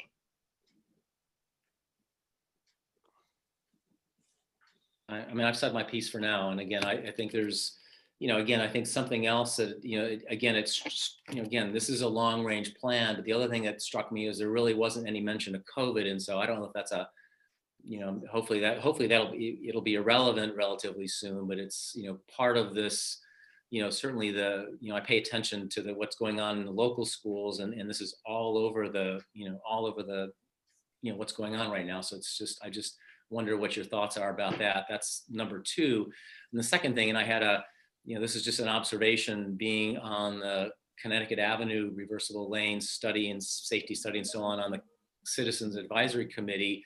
They talked about who they reached out to, and they mentioned Howard University Law School, but I didn't see a mention of you all at UDC. So I'm just wondering if they have reached out to you, because that's, again, an important piece that you've got a lot of, you've got frontage on Connecticut Avenue, and you would seem like a natural stakeholder that they ought to be reaching out to. So with regard to the first thing you mentioned about COVID, no, that's not part of the master plan, but we work with the mayor's office with regard to, and the other universities with regard to our plans for the spring. Currently, we still plan to have remote instruction for the majority of our classes. the only classes that meet in person are classes where there is a need to because of labs or specific equipment that is available on campus. We do have a protocol for people who have to come on campus in terms of going through a checkpoint before they can enter the buildings. Your second question, I would have to defer to Juanita because she is our community liaison, and with regard to whether or not she's been engaged with the Connecticut Avenues traffic study. DDOT did reach out to the university, and that was being handled by Eric Thompson, our past assistant vice president for campus assets and real estate. So I know he sent me information, and I will go through my notes and my emails to find that and provide that to you once I get it. Okay, thanks. The That's answer is yes, they did reach out to the university. great. That's great. That's good to hear. That's all I have for right now, and I'll turn it over to my fellow commissioners. Thank you. Thank you. Next commissioner, who has comments potentially? I'm thinking Carolyn probably might. Yes, no? Not right now. I just reached out to Avis and asked her if we could send any other further questions that we might have in the interest of time tonight directly to you. That would be really helpful. Okay, and it would be by email. It's not gonna Yeah, be a phone call. I can't chat and talk and listen at the same time. Right, yeah. No, I thought I'd just get it on your agenda. So, but my email address is avis.russell@udc.edu. Okay, great. Thank you so much. Thank you. Yeah, I did see that there is a bunch going on in the chat, and it's hard to kind of keep track of the conversation and what's going on in chat at the same time. So, So I am keeping note of all of the questions in the chat. I would ask, the schedule in her email is quite cumbersome as our general attorney. So I would ask that any questions that you have, if they can come through me first, and I'll send them to her. I think that would be an efficient thing. Okay, that's fine. And then That's exactly what we'll do. Carolyn, let me jump in. So I guess, Monica, is there some way we can, that we can capture the chat? yes, the chat is captured. Yeah, the session's being recorded, and the chat log will be captured as part of that recording as well. Yeah, that's that red dot. Okay, thanks, Monica. So we won't lose that. Okay, so David, Andrea, any questions, comments? Nope, nothing for me. Naomi? Nothing for me, but Mike, I think we really need to start moving through the agenda. Yeah, that's what I'm We're trying to 2 get. hours in and have several items ahead for the other speakers and for the commissioners. Yep. And so Leah, anything? No comments at this time. Okay, so then we are going to move forward then. Thank you very much. Thank you very much for your time. Thank you. Hey, Okay. Monica, just one last thing. I think, again, we've cut this short because it's, we don't, we run out of time, but we really, I think we really need to have, a conversation with them, whether it's this November meeting or other, because there's a lot of questions, and I think it's, this deserves a wider and longer community conversation. Thanks. We can be available when you want us to be. Okay, thank you. So 4410, 4420, Linian. We have a DDOT application, and we have, I saw David's. Yes, ma'am. There you go, David. Hi, Yep. David. Thanks for Hey, being Naomi. here. Yep. Thank you for having me. So it's all yours, and I don't know if you have anything to present. Happy to share my screen if I can. You should be able to. All right, let's see. Okay, is that working on your end? Hi, this is Mark Bisno. Am I do you know what number I am on the, I'm 2717 Chesapeake. I looked to me like we were next on the agenda. Oh, Mark. Mark, Hi, Mark. It's Naomi Ruttenberg. Hi. I'm so sorry that things did not get well communicated. We moved yours to the consent agenda because there was complete agreement to support it. Fantastic. And so it was voted on as part of the consent agenda and Great. removed from the main agenda. Oh, So wonderful. I appreciate Okay. you. I hope you found this meeting valuable, that you've been here for the last couple hours. It was fascinating. You guys just do such admirable stuff. Thank you. And we'll take care of that for you. Great. Thanks again. Okay, David, it's all yours. Okay. Perfect. Thank you, Commissioner. David Landsman, Cass Engineering. I'm representing the applicant for 4410 and 4420 Linian Avenue. We're a DDOT application 360241. Our site's located on Linian Avenue, the western side, just south of Albemarle Street, sort of in the middle of Forest Hills there, just north of Soapstone Valley Park. Existing conditions, we are located at the dead end of Linian Avenue, where it terminates prior to Audubon Terrace. We are 2 vacant record lots on the western side of Linian Avenue. Our project proposes to construct 2 new single-family detached dwellings, 1 per each lot. They will share a driveway off the end of Linian Avenue as it's paved currently. We're not proposing a roadway extension. The driveway will tie in to where the roadway currently extends and split at the property line to service each of the homes. Here's an expanded view sort of showing a little bit easier detail. The driveway is on the right-hand side of the screen, the north side of the sites. You can see it splits prior to reaching the property line. We're preserving trees on the south side of our driveway. We'll also be planting a couple of new trees to fill in that stream valley or outfall channel valley. And the driveway will remain shared till it gets on private property. Just a couple pictures just to put it in context for you. This is facing south, the dead end of Linian Avenue. Not sure who put that portage on there. It's not part of our project. Not sure if it's linked with the soapstone work or not, but noticed that this morning when I was running by the site. And this is a view facing southwest where our new driveway apron will go, and happy to answer any questions you guys have. Okay, Naomi, this is your SMD, so I'll turn it over to you first. Thanks, Monica. I don't have any questions. I did talk to Dave about this ahead of time. Yeah, this has been, it's a very sort of a lot with a lot of topography, and it's been vacant for a long time. And there's been a social trail that people in the neighborhood have created that have gone down and connected up with the soapstone trails. And so, I guess it's mixed feelings. It's fine. I find it hard to find an objection to why these owners should not have a curb cut onto their property. I guess it's with regret, because this has been an area that has been a green space and well used by not only the neighborhood, but a lot of hikers or walkers who are doing a loop through there. I guess I have a raised eyebrow, which I talked to Dave. I know he's a great engineer about, because of the topography of the lot is so dramatic and steep on at least 2 sides or 3 sides. In fact, he mentioned this drop off that's on city land that they redid maybe 3 or 4 years ago. That's already sort of crumbling and deteriorating.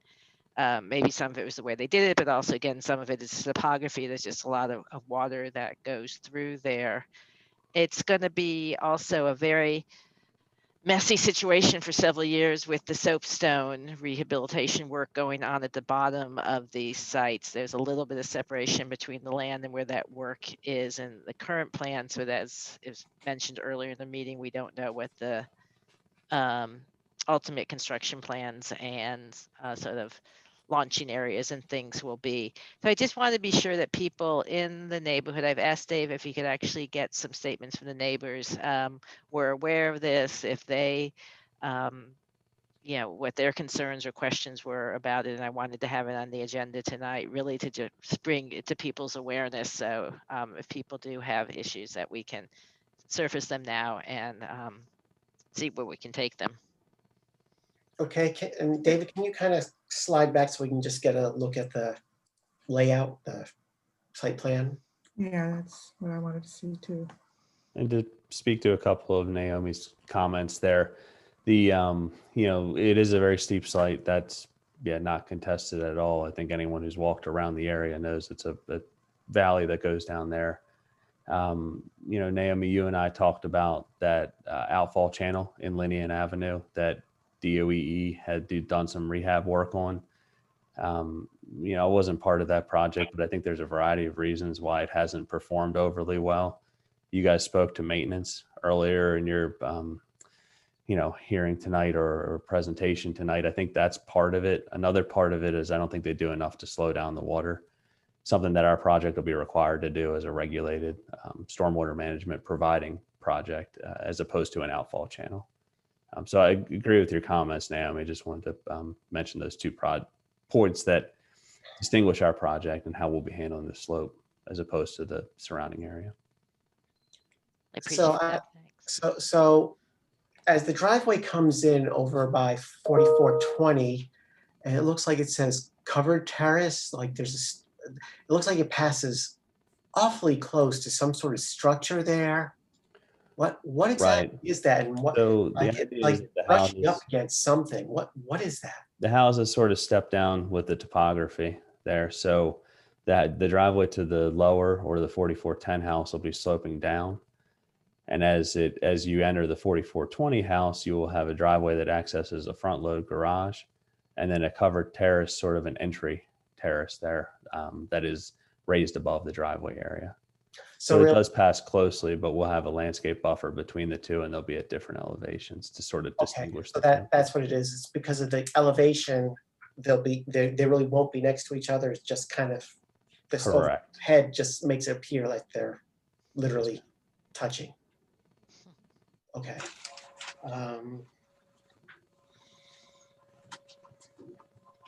Dave, can you go back to the drawing that shows more of the lot? Yeah, the element, yeah. So you can see where Audubon Terrace, which is the extension where some of that soapstone sewer work is going to go in, is coming in there. And then the west side of these lots is another valley, a very steep one. A good point I wanted to make earlier, Naomi. We're not going anywhere near Audubon Terrace. It is significantly lower than where this work will be occurring. And it would be challenging. There's a lot of large trees going down there, sort of flanking that trail in soapstone. So we won't be doing any work down there. So what is the distance then from the sort of edge of that lower house to the trail on Audubon? Off Audubon. Trail, I'm not sure. Our property line, we're anywhere from 25 feet, sort of at that southeast corner where it sort of pinches at the intersection of the roads, to probably upwards of 70, 80, 90 feet, as it goes back further on the lot, sort of preserving that valley through the rear. And so David, I have a question, maybe I missed this, but are these two new houses or they're replacing two existing houses? They're two new houses. They're currently vacant lots and been vacant for some time. So just as I don't want to micromanage, but again, talking particularly representing the folks on the parks and open space wetlands group in this particular location, the more, of that lot that's impermeable, that's just gonna, for better or worse, that's gonna increase runoff. And so anything you can do to mitigate that, whether it's, it's probably too late now, but, have a smaller footprint rather than a larger one. And I know that does affect the architecture, but I think this is a challenge in this, this urban environment. And you've got people like me who believe in more housing. And then you say, well, where is this going to go? And what pressure does that more housing put on the environment? And so I just think we have to be, as we're talking about these, how do we help you? If you're going to put two houses here, at least let's try to have a reduced footprint as much as possible. Lauren, you talked about having some, stormwater mitigation. I mean, that's a kind of a buzzword, but what does that mean? And again, you're adding two houses here, so that's, it is what it is. But on the other hand, as you're putting these two houses here, try to make them, have less of an impact on the environment than if you just kind of clear cut the sites and, put what you could as a matter of right and spread it out on the site. Understood. And so, I mean, great points. We are a matter of right development. We're not asking for any variances. That said, matter of right lets us go to 50% impervious. We're well below that. We're at 30% for the one lot, 37 for the other lot. Both the sites will comply with DOE's stormwater management regulations, which I can tell you from doing, a variety of single family houses across Northwest DC is especially onerous on a vacant lot. The reason being they make us take our storm control back to pre-project conditions. So if you had a site that was completely impervious, the regulations to an extent aren't as onerous. You have a vacant lot, we're controlling the 15-year and 2-year storm events to a pre-project condition, so there is no increase. So to your point of trying to not increase runoff, that's exactly what their regulations speak to, and that's exactly what we'll be doing with our stormwater management. Thanks. Okay. There's a question in the chat about will there be other access to Soapstone Valley Trail, and I think, I mean, the access that's been there, the social trail, has been on the private property. So I think that there will not be access from, unless the city decides to create a new trail from the end of Naomi, Linnean. that doesn't directly connect to Soapstone Valley, right? Where the Appalachian Trail is. I don't know the stat. It connects to a formal groom trail. I don't know the status of that trail. It's on the north side of Soapstone Creek at that point. And then you descend down to Soapstone Creek and jump over and end up down at Broad Branch. Where is it in relationship to Audubon Terrace? It is east of it. It's when the road ends. There's a trail there that comes off the eastern end of Audubon Terrace. Okay, and is that officially in National Park land? Dave, do you know? I think it's still. Portions are both. So Naomi, we talked about that a little bit earlier. The Audubon Terrace and Linnean actually joined together. Their district-owned public space sort of form an opposite L pointing west. Okay. Once you go east and south of that, it is federally owned parkland. Naomi, to touch on your comment about the trail, we don't have plans to replace it. Right now, it cuts sort of through the middle of the property. So it's been kind of informal trespassing for at some length. We would certainly support DDOT or a DC making a trail down the end of Linnean, sort of in a public roadway or publicly owned land where it seems more appropriate. And I guess my question specifically was about its connection to the Appalachian Trail that runs through Soapstone Valley. There's an official Soapstone, Appalachian Trail entry point on Wyndham Place in my SMD, and I was wondering if there was a comparable one on the north side of Soapstone Valley off of Audubon Terrace that particular social trail, as you're calling it, might connect to. I'm not aware. Yeah, I'm not sure quite what the status of that trail is right there. The one Doesn't that's sound like it running would be. on the north side of Soapstone at that point. Okay, so what is your timeline? So when are you going in front of DDOT, or when does? Good question. So we're on the December Public Space Committee agenda. Okay. As I mentioned to Naomi, they're on sort of a bumped up schedule for November and December with the holidays coming up and their hearing schedule. So we are on the December agenda though. Which was the 10th you told me? I don't have it in front. It's either the 10th or the 12th. I can't remember which. It's the second Thursday. So I guess, Monica, my sort of request, for having Dave come tonight and present, and for having the participants who are here and listening, if they have, again, questions, concerns, to let me know, and then I guess for you to authorize me to, well, I would because it's in my SMD, but to put our comment into the Public Space Commission application for the ANC, because we'll need to do it before our next meeting. Well, our next meet, I mean, if they're on the December agenda. Oh, December, right. We have a November meeting, right? we have We November could, meeting, so that's why. we could revisit in November, right? Sorry, I was messing up Exactly. with the That's- 30 that's- days that we had earlier. Right, that's why I was asking, like, so, you know, what is the time frame, or what's the calendar? Because do we need to pass something tonight, or, you know, do you want? This is just the public space for the curb cut. That's all we're talking about here. That is, Okay, Correct, I would be okay to not talk about this again at another meeting, but Yeah, to me too. just, express support for the application and put that into public space. and I'm fine with that. So do you want to make who wants to make the motion? On it, Andrea, Monica, I'd like to leave a little more time for public comment because I think this is the first time that maybe people in the community and the neighboring area are hearing it in any detail. And I did ask Dave for some feedback from the immediate neighbors, and I don't have that yet, and he doesn't have it. So, okay. And I think, Naomi, I think that's a good idea. I mean, I know we want to, you know, if we could deal with this now, I think that's great. But I think Naomi makes a good point in terms of getting other, you know, more feedback. So, Andrea, I don't know if we have to have an agenda again, but I don't want to pass the resolution either. Okay. Well, I'm not sure we necessarily need a resolution for one of us to also. no, we can approve it. And honestly, if there are no objections or no one from the community raises any problems, or there's no disagreements, we can make it part of the consent agenda for November, and then boom, it's done.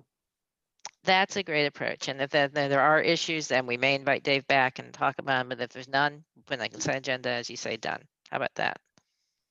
Okay. I'm not sure it's my place to weigh in, Naomi, but you know how to get a hold of me. I'm very accessible, happy to discuss with you in between, and certainly provide any other info or discussions that you guys. Okay.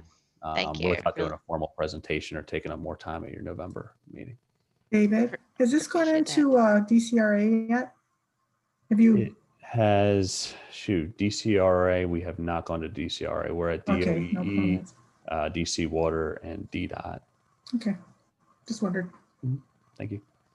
Okay. Okay. The other thing I just want to mention, full disclosure, Dave, we talked about this too, is the owner did get, I don't know, you'll have to explain how, but he did get permits to remove trees, some of which were unhealthy trees and others which were not, but just paid the fees to do it. So there's already been some tree removal on the hill, and that happened at some earlier point, again, without much public. I don't think there's usually public notice or comment on that, but something that, again, people in the immediate area noted and we're not, you know, we're not happy about. Correct, Naomi. I'll tell you the same thing I told you earlier. Happy to provide copies of permits. The trees were hazardous and confirmed by urban forestry for the most part. You know, and the other ones were paid for. So they were all permitted removals. Yeah. I didn't mean to imply they weren't. No, I know you weren't. I just clearing the record. Okay. So thank you. Yeah, thank you guys. I appreciate your time. Thanks. Thanks, Dave. Thanks, Dave. Okay, so next up, we're going to talk about the comp plan and concerns raised by Upton and Tilden neighbors, Upton Street and Tilden Street neighbors about Howard University. And Barbara Kraft sent us a statement which sent to all the commissioners. So Barbara, I'll let you first kind of tell us your concerns. We've all seen your statement, and so if you want to. Okay, thank you. Thank you, commissioners. My name's Barbara Kraft. I live on Upton Street on the 2900 block, just east of Connecticut. I live about halfway between Edmund Burke School at the corner of Connecticut and Upton and Howard University Law School and Divinity School campus. I was attending and I'm here tonight, thank you very much, at the suggestion of Commissioner David Christile, who suggested that the commissioners, that ANC3F commissioners would perhaps be interested in knowing about this, our neighbors' views on this particular comp plan issue. and that the ANC 3F might be interested in also supporting our position. So that's why I'm here tonight. I attended an Office of Planning meeting at Wilson High School in December of 2019. That was one of several meetings the OP, Office of Planning, was holding around the city to explain to neighborhoods what the proposed changes for the proposed comp plan changes would be for their particular neighborhood. It was a very well attended meeting. There were a lot of strong feelings, and I was really there as just a kind of with a group of other people from congregations in Ward 3 in an interfaith organization that I'm involved in to see what was going on. And I happened to walk over to one of the many graphs that the Office of Planning had posted on the wall, and in a very crowded meeting, and there, lo and behold, was a picture of my street with markings on the Howard University West Campus that suggested that it was going to be developed into medium density housing, commercial use, commercial activity in housing. And this was the first I'd heard about it. So I went back to my neighbors on Upton Street and told them about it. We have a neighborhood listserv of about 80 people. And I told them of what I had seen at the meeting. And working with a group of neighbors, we put together a meeting in March at Edmund Burke School. As some of you may know, Edmund Burke uses the property, or has used the property in the past, for an athletic field, the portion of the property that's right on Upton Street. And that would be the south portion of this 22 acres. The north portion of the 22 acres is actually goes right up to Soapstone Valley Park. And this whole 22 acre segment is just east of the apartments on Van Ness and Vesey in that neighborhood. So the neighbors met at Edmund Burke in March. Councilmember Che had a representative there. The head of school for Burke had a representative there. Howard University came and brought with their planning and facilities person and lawyer. And we had a fairly good exchange of views and information, we thought. And out of that information came really the statement that I sent to the commissioners a couple of weeks ago at David's suggestion. After the March meeting, I've sort of been kind of a co-chair on this project with my next door neighbor, Milton Schinberg, who's an architect and has had a lot of experience in construction and school construction and design in DC. After the March meeting, we had some further interactions with the Office of Planning and with Howard. And I then went to look at the Office of Planning website in April and saw that the university had changed the proposed use of the plan in the new proposed amendments, had changed the proposed use from medium density to high density on the northern part and low density on Upton Street. And I mean, this is all laid out, I think, quite fully. These facts are laid out quite fully in what I shared with the commission. The short of it is that we are concerned, our neighborhood, and I would describe our neighborhood as I did in these documents as mostly owners or renters of single family, semi-detached and duplex homes and row houses, including a number of people who live in basement apartments on Upton Street. We are concerned about the high density designation that the university and the Office of Planning have apparently agreed to. And so we have told Councilmember Che that we our representatives and possibly members of our other members of our group plan to testify at the comp plan hearings. As you probably know, the council is going to begin hearings on the Office of Planning's proposed changes on November 12th and continuing November 13th, and who knows how many days after that. But we are concerned our neighbors are concerned about the loss of green space and the possibility of high density development on that property. So we tried to write it up as succinctly as we could and ask that the commissioners basically support the request that we're making. Since Howard has assured us that it has absolutely no plans now to develop the property, we would like to see the property taken out of the comprehensive plan proposals altogether. That would be the ideal outcome. But if that can't be done, we are concerned, don't want to see high density development on the 22 acres. And there's a lot of other information and facts that I've laid out in this statement that, given the late hour and my incoherence at this point, I'm happy to answer any questions you have, but I think that our statements pretty much says it all. Okay, I will open it up first to commissioners. And so, David, I think you probably had the most communication with Barbara and the folks. And I just want to say, I know the Howard, the Upton and Tilden group, that community group, did have a meeting just before COVID hit sometime. I want to say it was February. So that's what I was alluding to, March of 2020. Was it March? Yeah. It's in the documents. And I was present at that meeting also. So, but David, please. Yeah, I mean, I'm not going to say I stumbled onto this because I've been following the comprehensive plan, but I think, I think Barbara contacted me, and then I, kind of met her and walked the property. I had never been there before.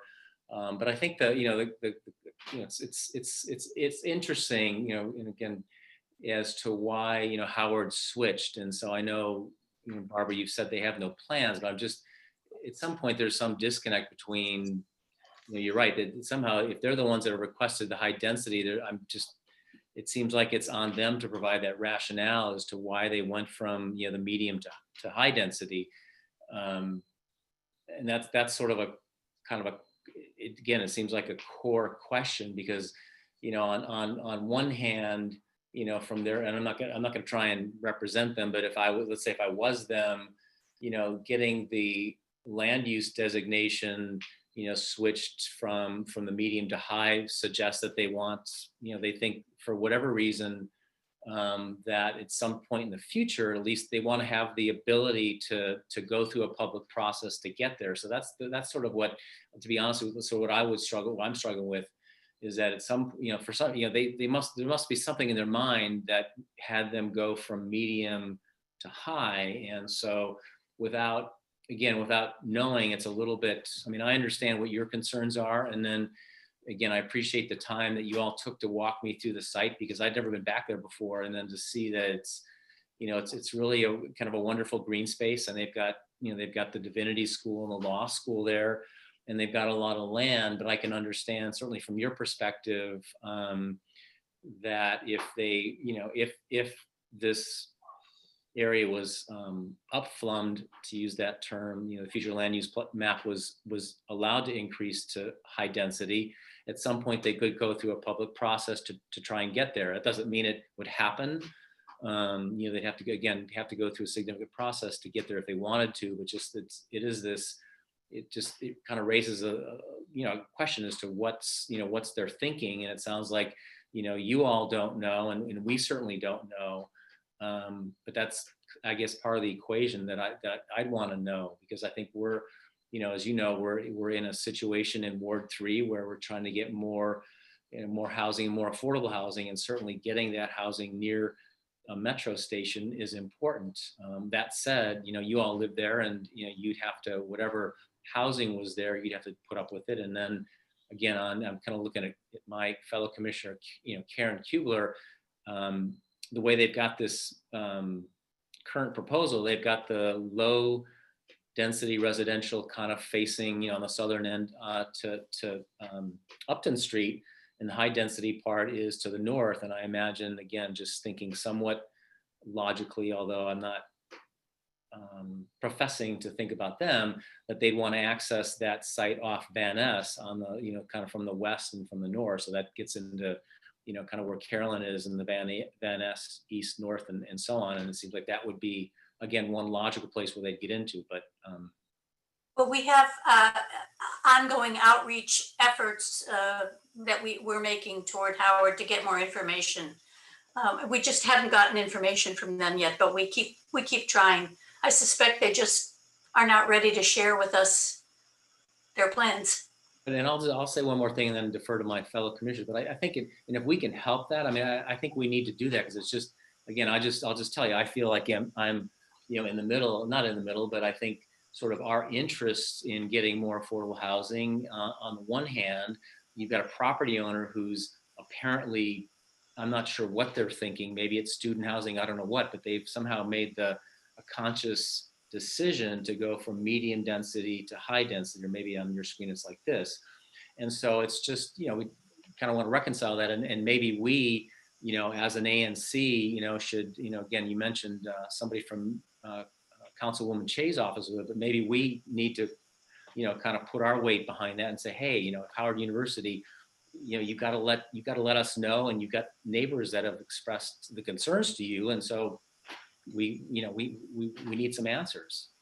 Barbara, this is Carolyn Keebler. That's not really in my SMD, but it is abutting it, because that's still in Pat's your SMD. I don't think it is. I think the north side of Upton is in yours.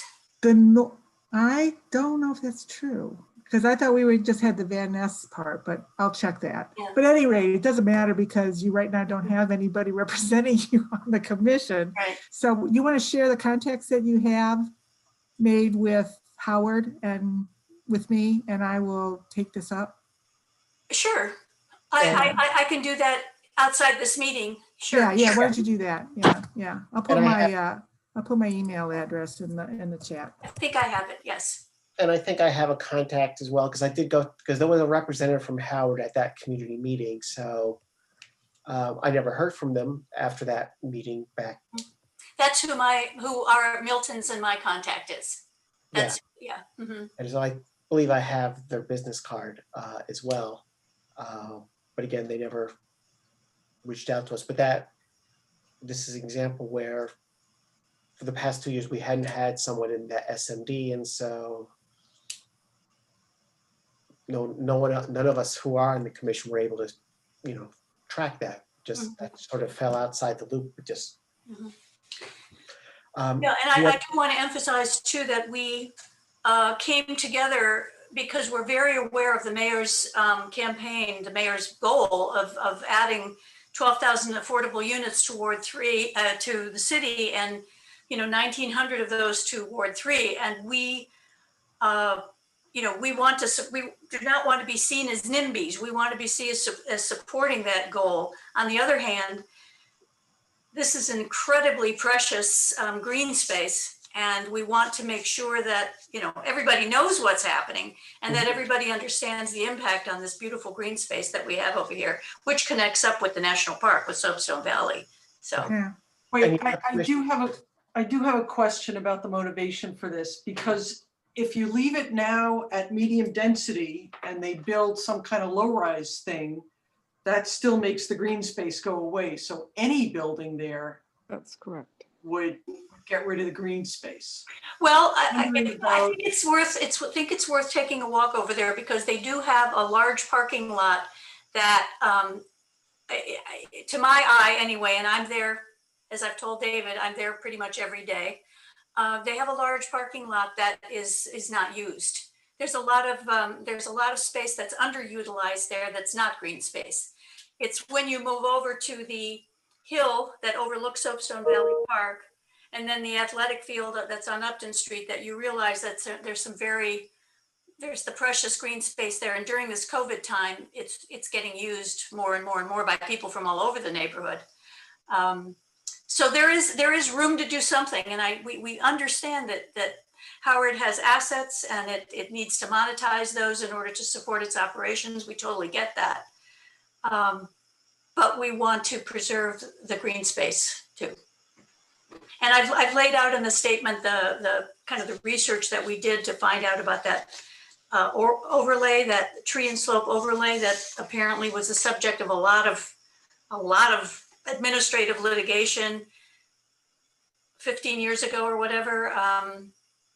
So there's obviously an interest in preserving that and making it available to everybody. Okay. Comments from any other commissioners or questions? Okay, I know Ryan Keefe has been chomping at the bit. So Ryan, please. Hi guys. So I'll just say I have used that field quite a lot in my life as an Edmund Burke alum. I know the site very, very well. I actually think that the Howard proposal is a reasonable compromise in some ways. They had initially done the medium density across the whole site. They did move to a residential low density on the Upton side of the site and a high density on the sort of raised portion of the site that really is an extension of Van Ness Street in many ways.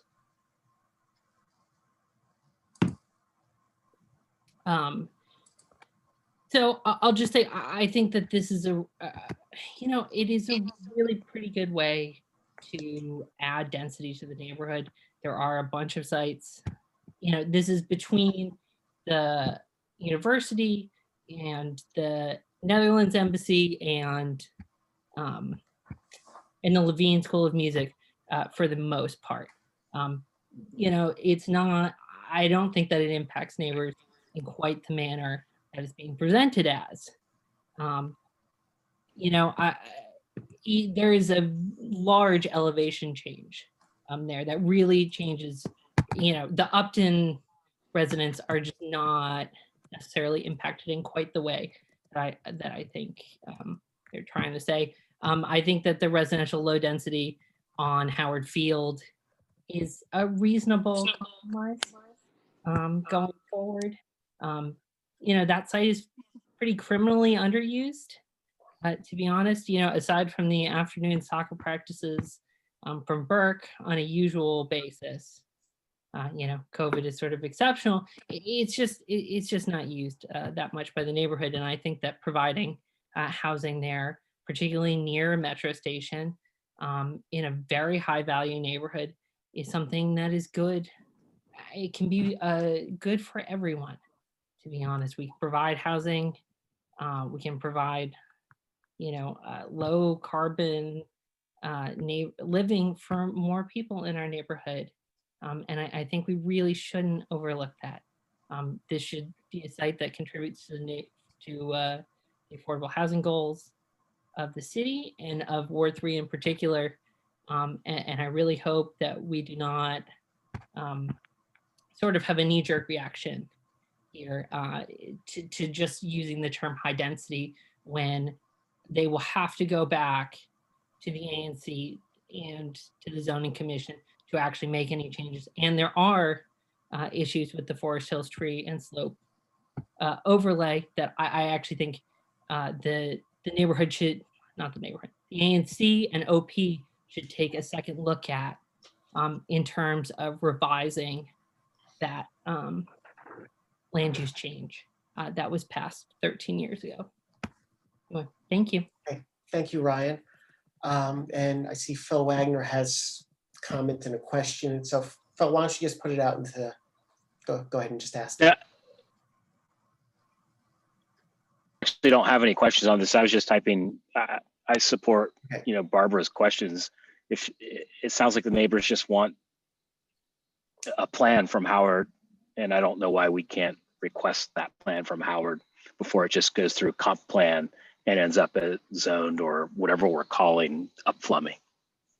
Can we circle back? I'd like to respond both to that comment and Ryan's comment and to Barbara. Okay. As the commissioner that's representing this area right now, I have some deep concerns about it because I actually live back there. And I am a little bit disturbed on the face of this that they have decided to go from a mixed zoning with high density on the north side, which does make sense, to, you know, with lower density housing in that little sliver, as Ryan described, on the Upton sides, where it also makes sense. And to just blanket say that we're also all of a sudden going to upslum it to high density could open the door to some inappropriate development approaches. Not all those, you know, all the comments, notwithstanding about wanting to get more affordability in the neighborhood, that doesn't go away. But I think, you know, knee-jerk reactions would be to say, yeah, it's a good idea to put this all as high density. I would like to see a much more discrete and a much more appropriate delineation on the use of that site. And I am very concerned about that Howard hasn't shared us what the, you know, kind of what's in the back of their mind right now. So as I said, I'll work with Barbara and any of the other commissioners to try to get a little bit more information, but I think we do need to elevate this to try to get that information. And I do think this is a really opportunity for us to develop, for the neighborhood to develop a relationship with the Howard Law School, which, as far as I've been able to tell, is missing. Yes, Which is really unfortunate. Yes, I reached out to them a couple years ago when I started this term, and I got no response back for them, just to kind of open the door to more engagement the way UDC does with the community. And Yeah. I didn't get that, so. Okay, so what are we doing tonight in terms of an action or what? What I think, David, maybe you saw my column in the Forest Hills Connection. Is that how we connected? I think that might have been it. Marlene asked me to write up something about the March meeting, and I think that's how we came to talk, and that's how we came to walk. Sure. Our neighbors, the neighbors who, you know, helped Milton and me put this together, and who have a consensus around this, would like the support of the ANC in the position that we lay out here. And we understand that you probably haven't had time to deliberate about it yet, but that's the way, that was the spirit and the intent with which I sent this to you. If there were an appropriate way for you to say, for the commissioners to say, we support the position that the neighbors are articulating.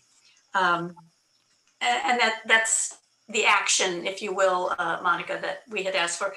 And maybe that can't be done right now, but yeah. What is that position that, I mean, if you were to say it in you know, standing on one leg or whatever, what you'd like the support of the ANC on the neighbor's position that what? Well, first of all, that the proposed change is premature because Howard has insisted it has no plans. And that that the high density designation, the proposed use of changing the proposed use to high density or high density designation is not appropriate for that property. And it seems from Ryan's comments and maybe some other people's comments that the commissioners are not maybe can't come together on an opinion on that tonight, but that's what our neighborhood group is asking. Yeah, and I think I'll just jump in. I'm trying to reconcile, again, Howard University hasn't explained what their thinking is, and so, on the one hand, you want to respect, that your all's perspective on this, again, but you've got this property owner there, so I'm just trying to reconcile what that is, and I think the other way is, again, I'm trying to look at, practically. I looked at the site, and you're right, they've got this fairly large parking lot. And depending on how they, depending how they develop, they could develop a lot of housing on a relatively small piece of land, but they'd have to go up. And so it's just trying to, is there any time to figure out in this? So, and maybe the answer is no. I'm gonna let Andrea jump in, and then I'm gonna have some comments. So please, Andrea.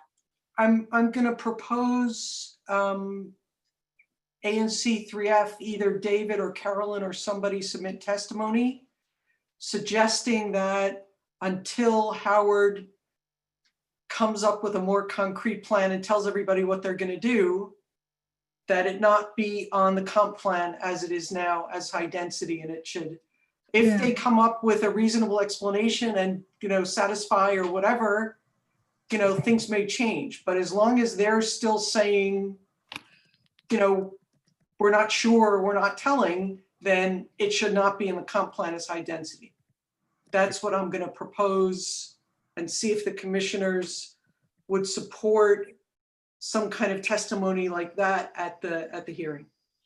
Yeah, I guess, Anja, just to sort of give feedback. So what would we propose if it's not high density? Is it medium density across the site? Is it, what is something that, again, it might be reasonable? And again, I know it's gonna, Barbara, I'm not sure what reasonable sounds to you, but just looking at if you look at low density or moderate density, that's essentially detached homes, attached homes. That's essentially the density you've got right there. And so that's, I can see you, Monica, but just let me finish.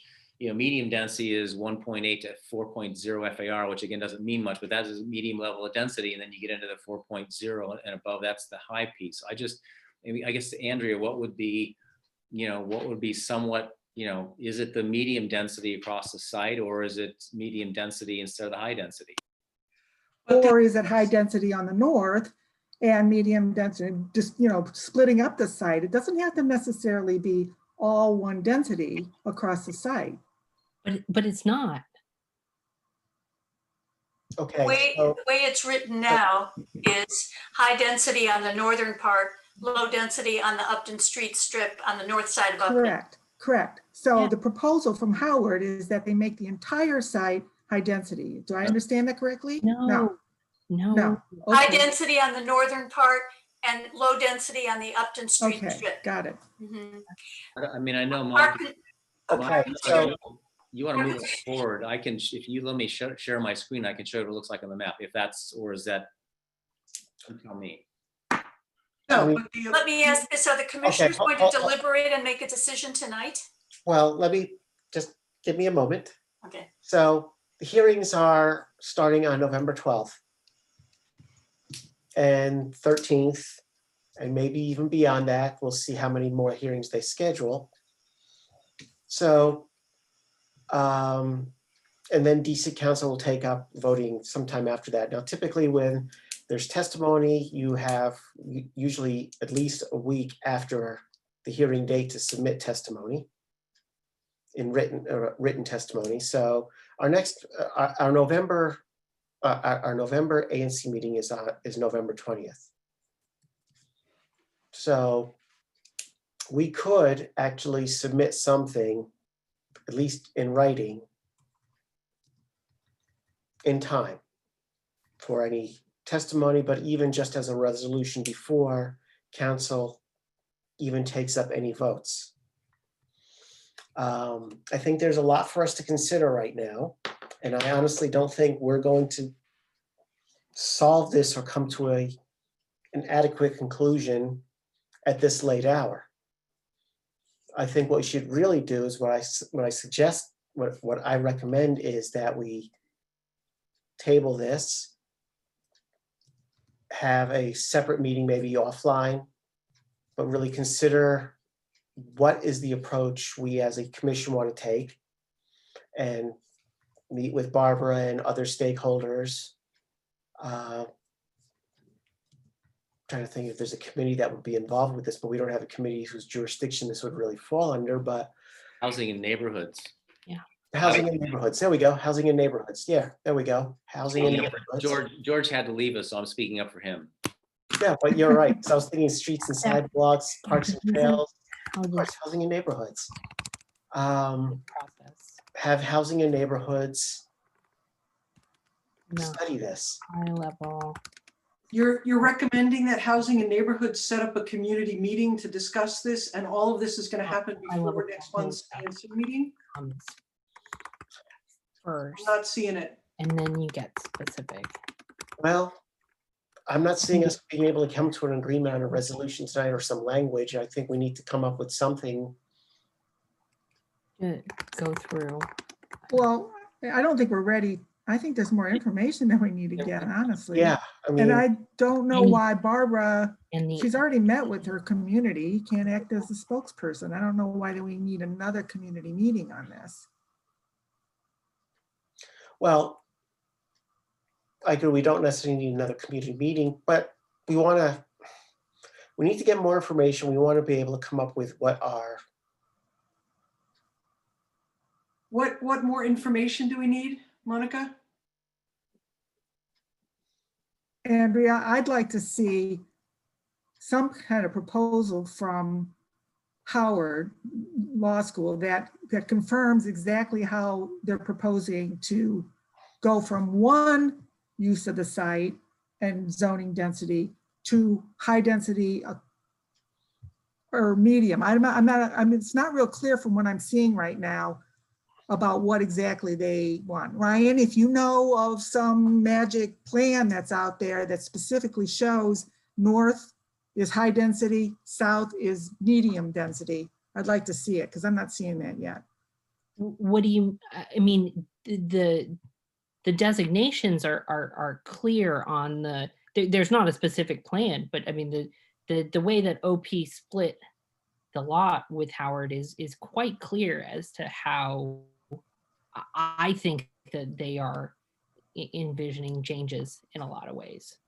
You know, you may not like it, but I think, you know, and they're not coming forward in a way that's honestly really unhelpful. But I think that you can sort of envision what they're at least potentially Right. planning. Yeah, basically, I think what we need is a couple more pieces of specific information from Howard. Probably that won't be available by, maybe it won't, maybe it'll be available immediately. I would like to propose meeting with Howard, meeting with Barbara, try to get this more information, open up the lines of communication to see whether or not we can get more discrete information about what they are asking OP to do in terms of the comp plan. Oh, and we could get somebody from OP there as well. Yeah, we could absolutely do that. That I think could probably be reasonably, we could have a Zoom meeting or something like that, just to confirm exactly what the proposal is, because honestly, I'm a little confused right now. I haven't seen anything official, if you will, right now, and anything that we've talked about tonight and anything that I have in my records and in these proposals that I'm looking at. But I think, you know, So, I mean, again, kind of going around circles a bit, but, you know, Howard may not have a plan, but they may have, you know, in the future, they may want to do something. It's just trying to figure out what is that, you know, what does that something mean? What's behind that? And they may not be able to answer that, but at least to have that conversation directly with them, with Barbara, with us, and with OP. yes, yeah, And- to kind of, yeah, to talk about what the appropriate use of the site is in terms of zoning. and at the very least, if they made a request to OP, we should at least see what that request, the form of Yeah. that request was. If we haven't seen it yet. So Carolyn, would you want to take Yeah, that? I'll work with Barbara and David or anybody else on the Housing and Neighborhoods Committee who wants it. I know Alex, she had to jump off, but Alex Appa is going to be taking over for me in January of 2021, God willing. Well, and in January. She's very interested. She's on the Housing and Neighborhoods Committee, so she'll be involved in this as well. So we can get an information dump from Barbara and then coordinate with the rest of the interested parties to keep the kind of information gathering at least to a manageable level. And then we'll be prepared to, if we have to, or if, you know, if when it comes to the time that we have to make testimony on November 12th, we'll be prepared to do that because we'll know what's the proposal is now and what is being proposed to change. There can, unless we do something tonight, there's no ANC testimony on November 12th. Well, no, but Okay. Andrea, we wouldn't be verbally testifying, but even after the committee meets, we could submit written testimony up to like 8 days or 10 days after that. So,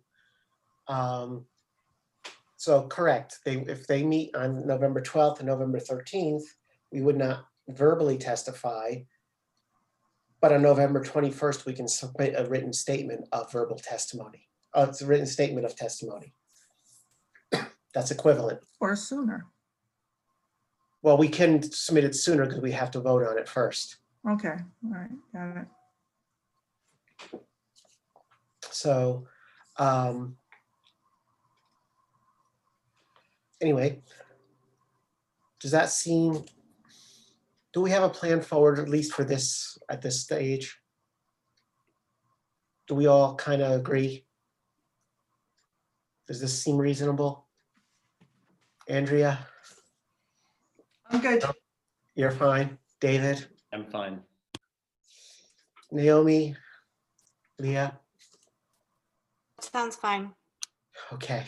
My Everyone feels- only issue is spending half an hour on another subject and tabling it to November. So now we've got 2 items that we have to pick up again in November. That's my only issue. Hopefully this will go real fast, hopefully that time. We'll have the answers. Okay. Let us move on to more comp plan stuff then. Next item on the agenda. So thank you, Barbara. Will to be continued.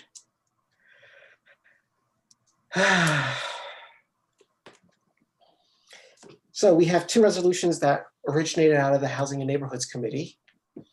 And so the first one up is actually about the comp plan. And so, David? David, why don't you tee this up?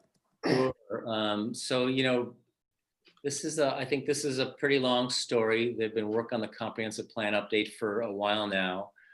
You all, back before my time, passed a resolution back in January of 2020, kind of that supported, I guess, gave comments on various elements of the plan.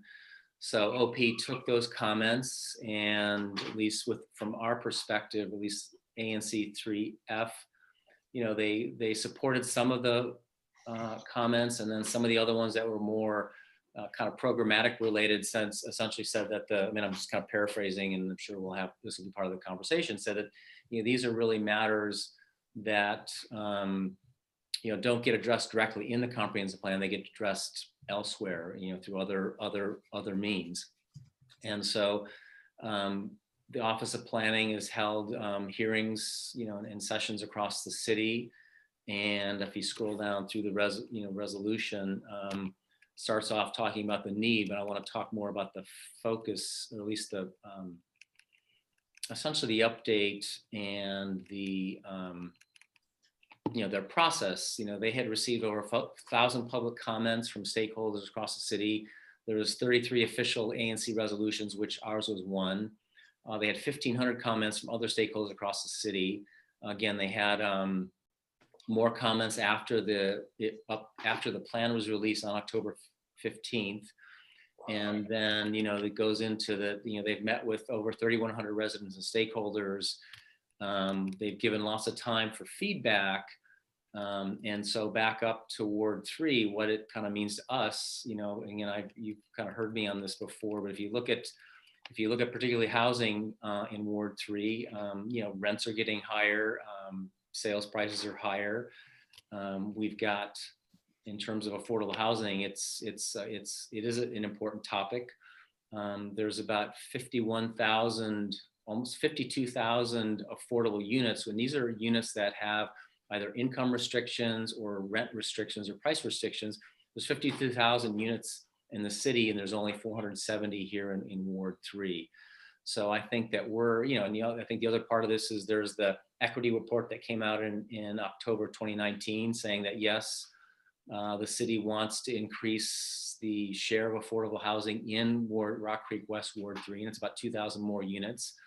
And so the punchline of this resolution is that essentially there's been a lot of discourse on the comprehensive plan. It's not just about housing and land use, but it's also about economic development and education and parks and open space and health and so on. But I think at least what this resolution says, and we had a pretty good conversation at the Housing and Neighbors Committee, on a 7-to-1 vote, was really to essentially, this resolution is pretty simple, is for they've got the city's got two public hearings on the 12th and 13th, and we really want them. We think that they should adopt the comprehensive plan, understanding that it's a guiding document, and again, kind of related to the conversation we had earlier on future land use. Just because it says, I shouldn't say just because, it says in the land use plan that there should be more housing, but it doesn't necessarily legislate that. It doesn't change the zoning. Any of those sorts of future changes would have to go through a pretty extensive public process. But it's an aspirational document, and I think from that perspective, particularly in this time of COVID, that this is really it's time for the city to move on and pass the comprehensive plan, and then we can work on the details, like getting more funding for the Housing Production Trust Fund or other ways to get affordable housing in here. But the comprehensive plan essentially is the foundation that allows us to get more housing. So I'll Thank you. So, so basically, it's the operative statements are the resolution saying we're calling for ANC 3F calls on the DC Council to adopt the comprehensive plan, to adopt the comprehensive plan update upon completion of public hearing testimony in November and its deliberations thereafter to ensure approval by December 31st, 2020. That was funny, Monica. Yeah, I know, sorry. No, it's okay. And it's also further resolved that Commissioners Castile, Keebler, and Mullen are authorized to speak on ANC 3F's behalf for this matter. And so, are there any other comments or questions from commissioners first? Okay. Okay, so I saw Ryan had his hand. Go ahead, Ryan. Yeah, I'll just say this is a great resolution. Thank you guys on the Housing Committee, and thank you 3F commissioners who will vote for this. Really very happy with the particular language on making sure this is done as expediently as possible. Thank you. And to answer Philip's question in the chat, why council's been lagging a little bit, it seems, and there was questions whether Phil Mendelson was going to actually bring this up for a vote as the time starts counting down towards the end of the year and the end of the council period. And this is just a little bit of prodding, basically. Haven't we illustrated here this evening that there's, more than a few questions left on the comp plan? I just don't understand why we need a resolution right now.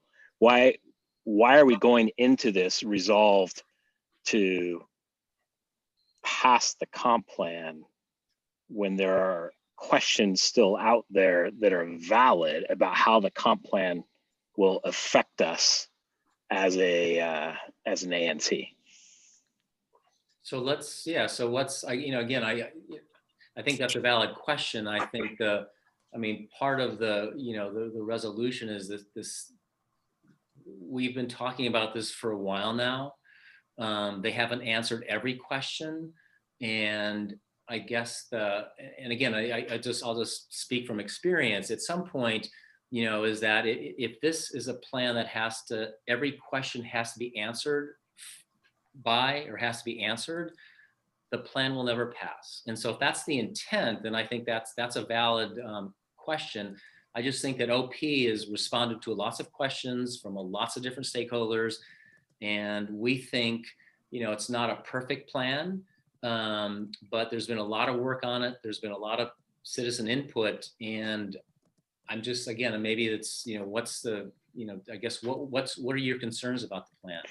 David, you're a city planner, so you know how this works. And obviously all the questions will never be answered, but the ball has moved from when this was put up in last November to, through COVID to this point.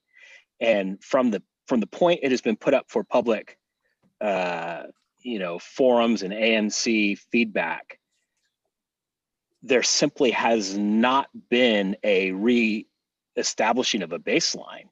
And all we've got is, yep, don't worry, nothing will change. This is the first step of 3 steps, and this really doesn't mean anything. This is just an aspirational document. Well, if it's just an aspirational document, great, but I don't understand why it needs ANC 3F saying, yes, we approve of this thing that we don't really know what it means, but it sounds good.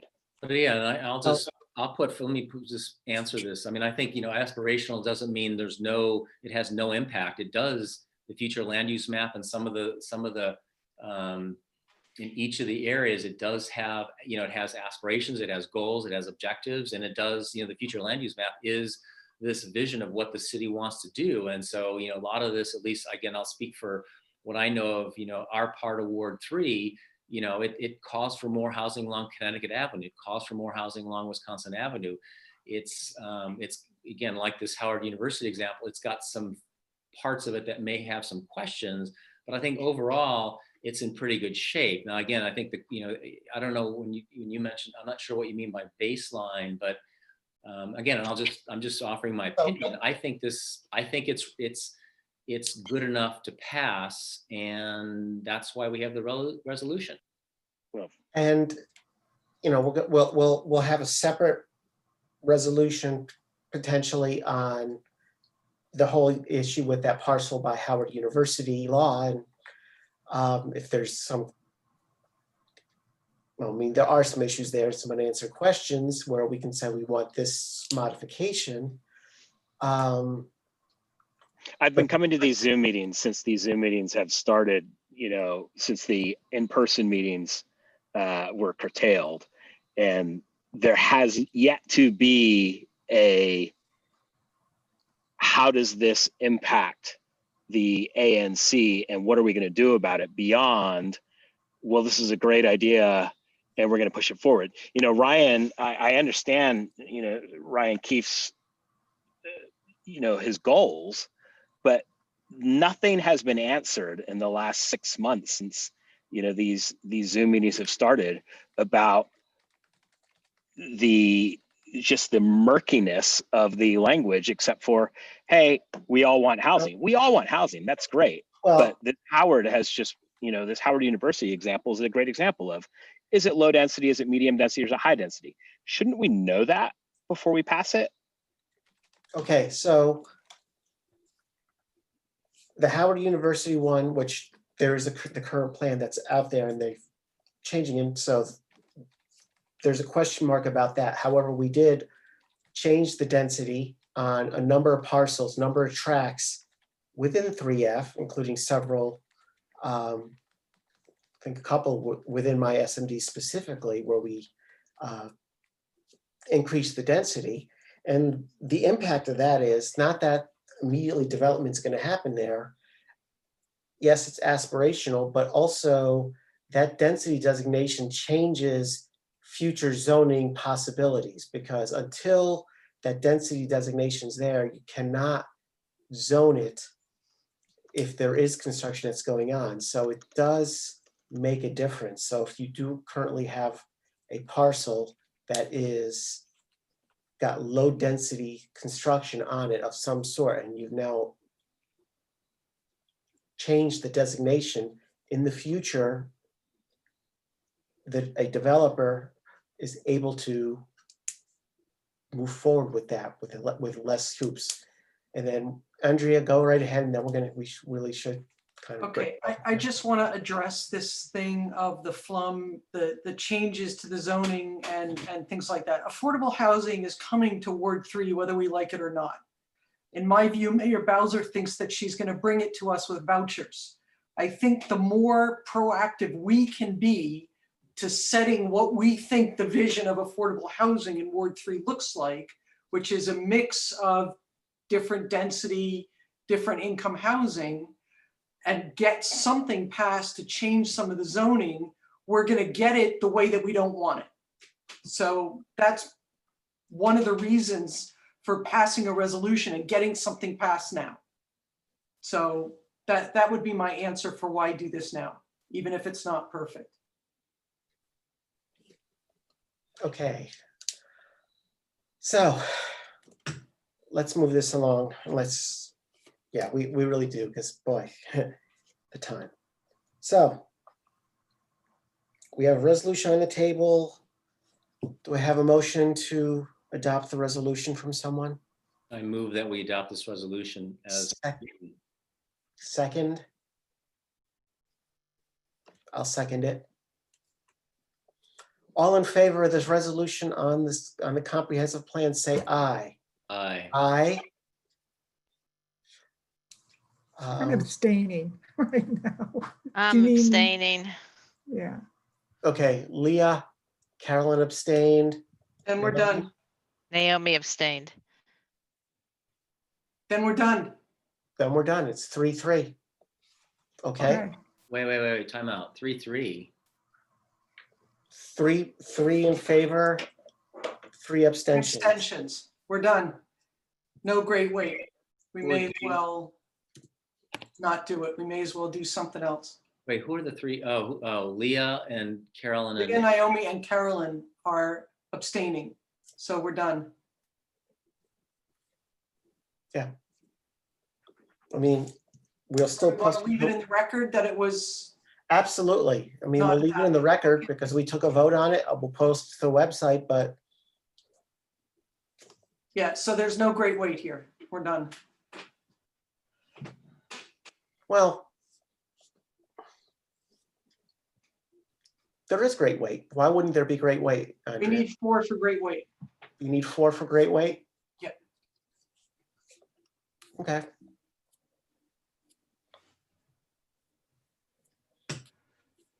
So the resolution passes, but no great weight. Yep. Well, we'll still submit it. We'll still post it. We'll still submit it. It's like a pass on a diet. Not that we should have humor in this motion, but. I'm gonna make a comment that I've been here almost 6 years and I have never, ever seen a resolution passed in 3F without it having great weight. So this is precedent setting for us. Agreed. Okay.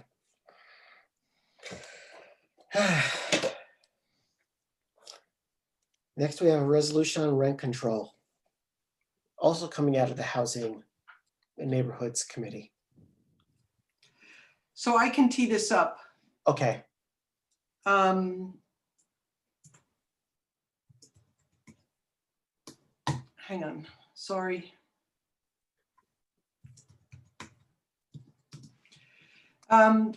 There's been a lot of discussion back and forth recently with the council about rent control, some questions about whether, despite hearing that the government is behind it, whether we think that's true or not.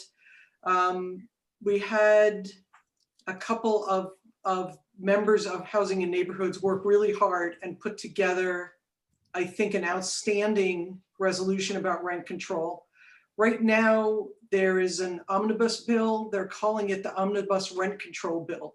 The name of it is the Rent Stabilization Program Reform Expansion Amendment Act of 2020. This is Anita Bond's committee. And the resolution calls for explicit support and agreement with some pieces of the omnibus bill and 1 or 2 things that are outside of it. So I can read some of the clauses, the operative clauses into the record. They're phrased very nicely in italics at the end of each of the sections. Section 1 is basically suggesting that we support affordable housing. The first piece calls for ANC 3F supports expanding rent control to cover on a continuous rolling basis buildings that are 15 years of age, consistent with the omnibus bill. So in other words, the idea is to expand it to younger buildings, as suggested by the omnibus bill. In addition, at now, the landlords can raise, under rent control, they can raise the rents by 2% over cost of living. Recommendation is that ANC 3F supports all of the above recommendations, which are narrowing the scope of hardship petitions for landlords and making rent increases temporary rather than permanent, consistent with the omnibus. Whoops, I apologize. AN3 supports eliminating the 2% annual increase. AN3 also supports eliminating voluntary agreements, also consistent with the omnibus bill.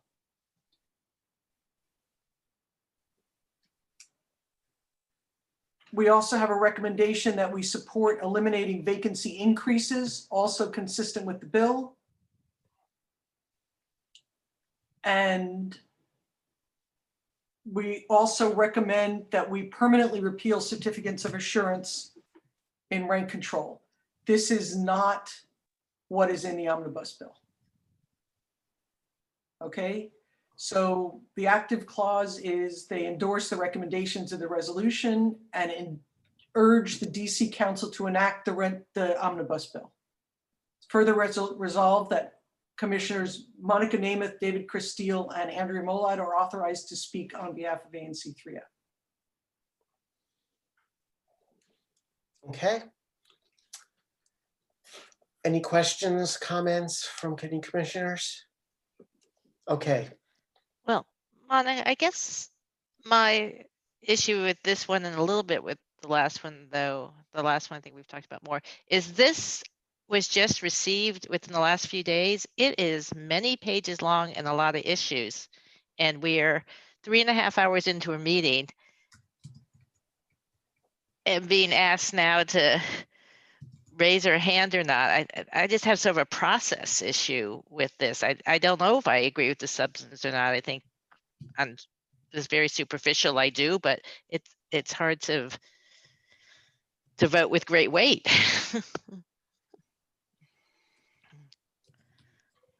Okay. Any other questions or comments? Didn't we circulate this though? I thought we had circulated this beforehand. Yeah, but it days was ago. yesterday. Oh, I was giving you more credit than that. There were just some drafts that I know we had circulated. Maybe The that was comp just. plan, the comp plan one came a couple days earlier, but this one came now. Carolyn and So David is and there- I have all seen this. Yeah, okay, that's all right. I think. Is there a time sensitivity thing to this? I know you don't want to put something back on the agenda. We don't have to I don't know, maybe we do have to discuss it again, but it just seems. I don't have the date. I think the dates of the hearing for Anita Bonds is soon, but I don't. The 9th, Yeah. Andrea, so you wouldn't have a chance as a committee, I don't think, to meet again. The resolution is only 5 pages. It's not 61 pages. No, I'm sorry, I didn't say it was 61 pages, but it has many elements in it. But it's only 5 pages. I mean, with lots of space. Karen. Yes. You know, it was sent out late. I certainly acknowledge that. Well, they both were, right? Well, comp plan was sent a couple days ago. This one didn't come till yesterday. Okay. So you want to table this, Naomi? Well, if there's an important hearing that it would be useful to have this in, then, you know, I'm reluctant to say that, but I'm also.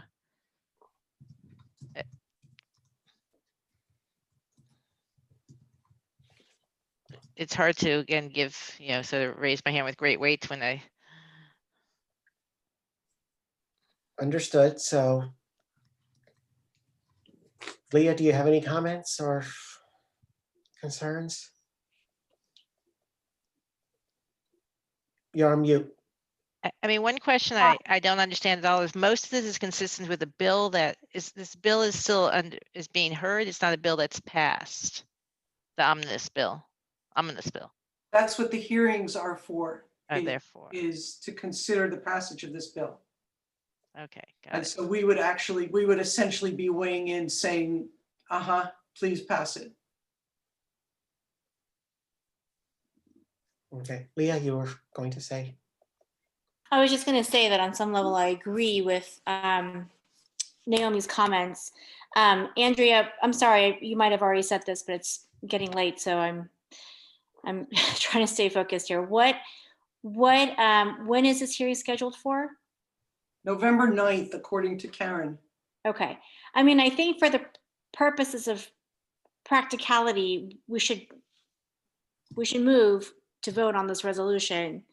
But that's my individual recommendation here. But I just, for the record, want the minutes to reflect that I do agree with Naomi's comments. Okay. So then, do we have a motion?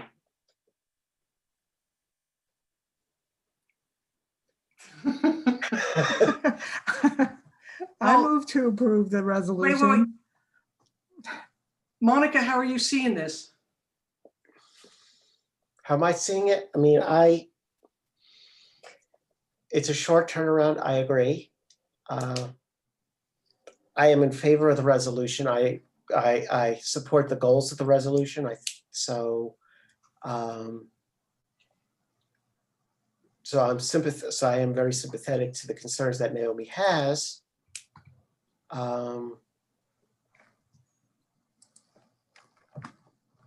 But we don't really have, I mean, kicking it down the road to the November meeting when the committee is meeting already November 9th. And this has been vetted through the Housing and Neighborhoods Committee, so it's not something that hasn't been gone over by a team, including several commissioners. So I think, I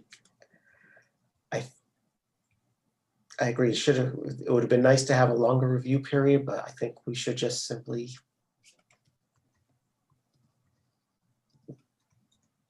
take it. Okay. So I make a motion to adopt the resolution. I second it. All in favor, say aye. Aye. Aye. Aye. Aye. All opposed? Any abstentions? Thank you. This one got through.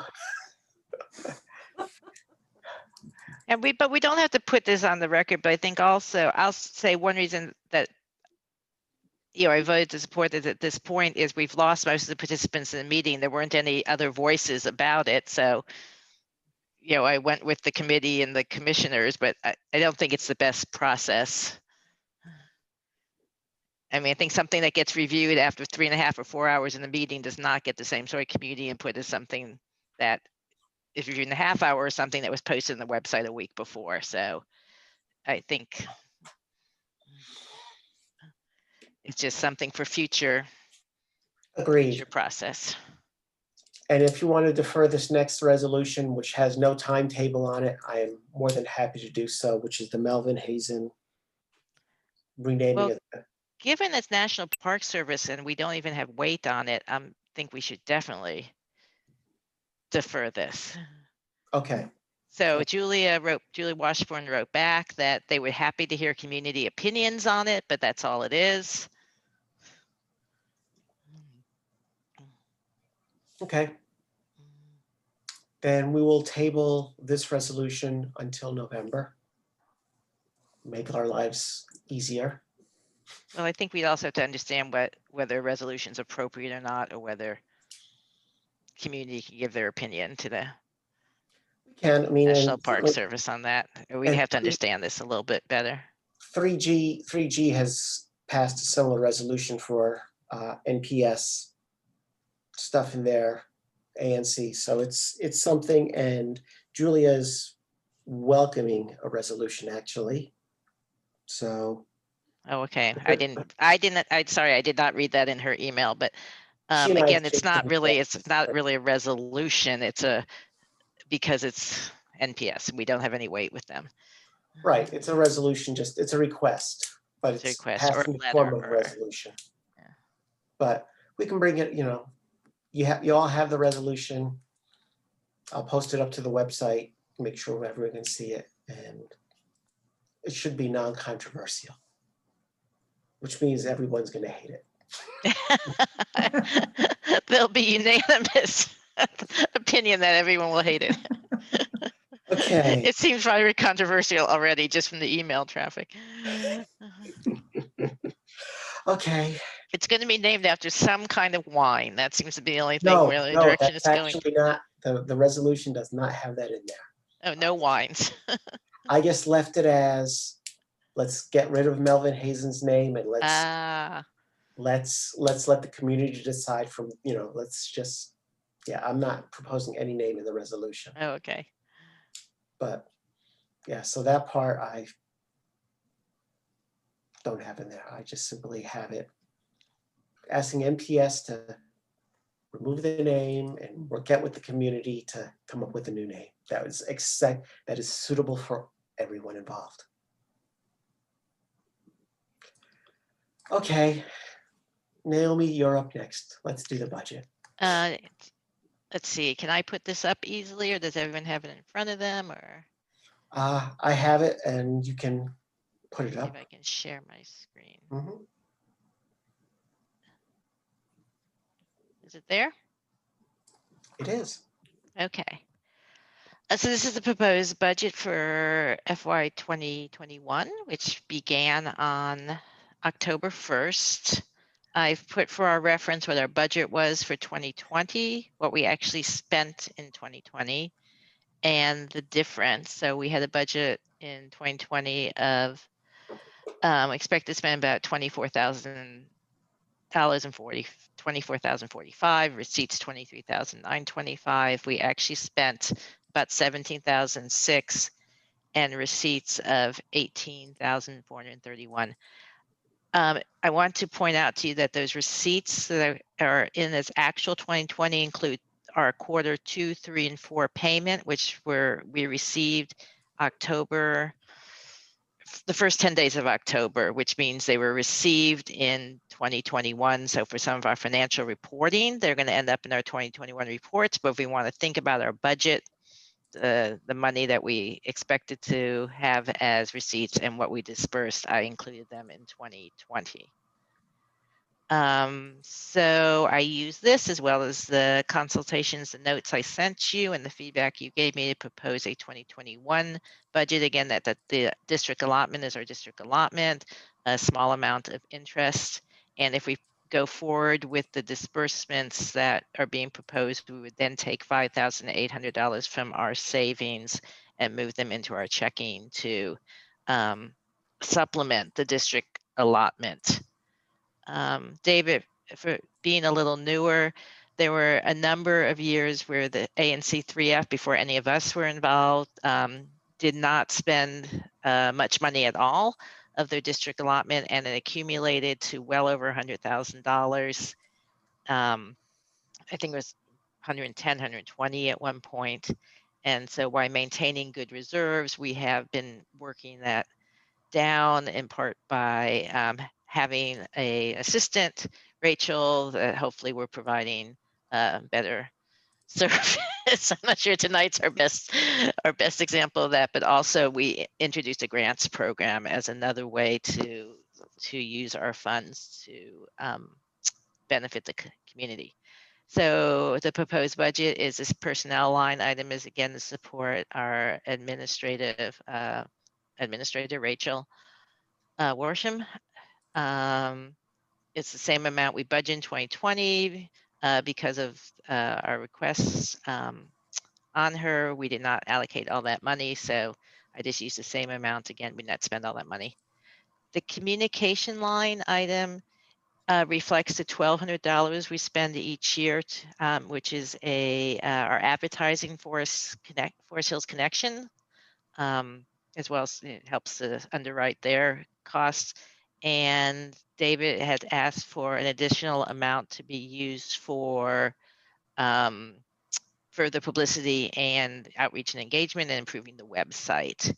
And so $3,800 was added to the $1,200 to put the communications at $500. I put a nominal amount in for office supplies, equipment, and printing. Last year, you can see we spent $60. I budgeted $20 a month just to have it there.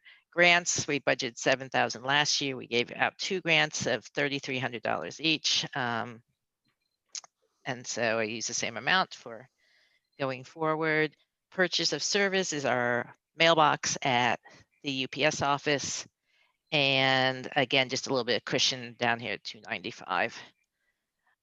And that is the budget.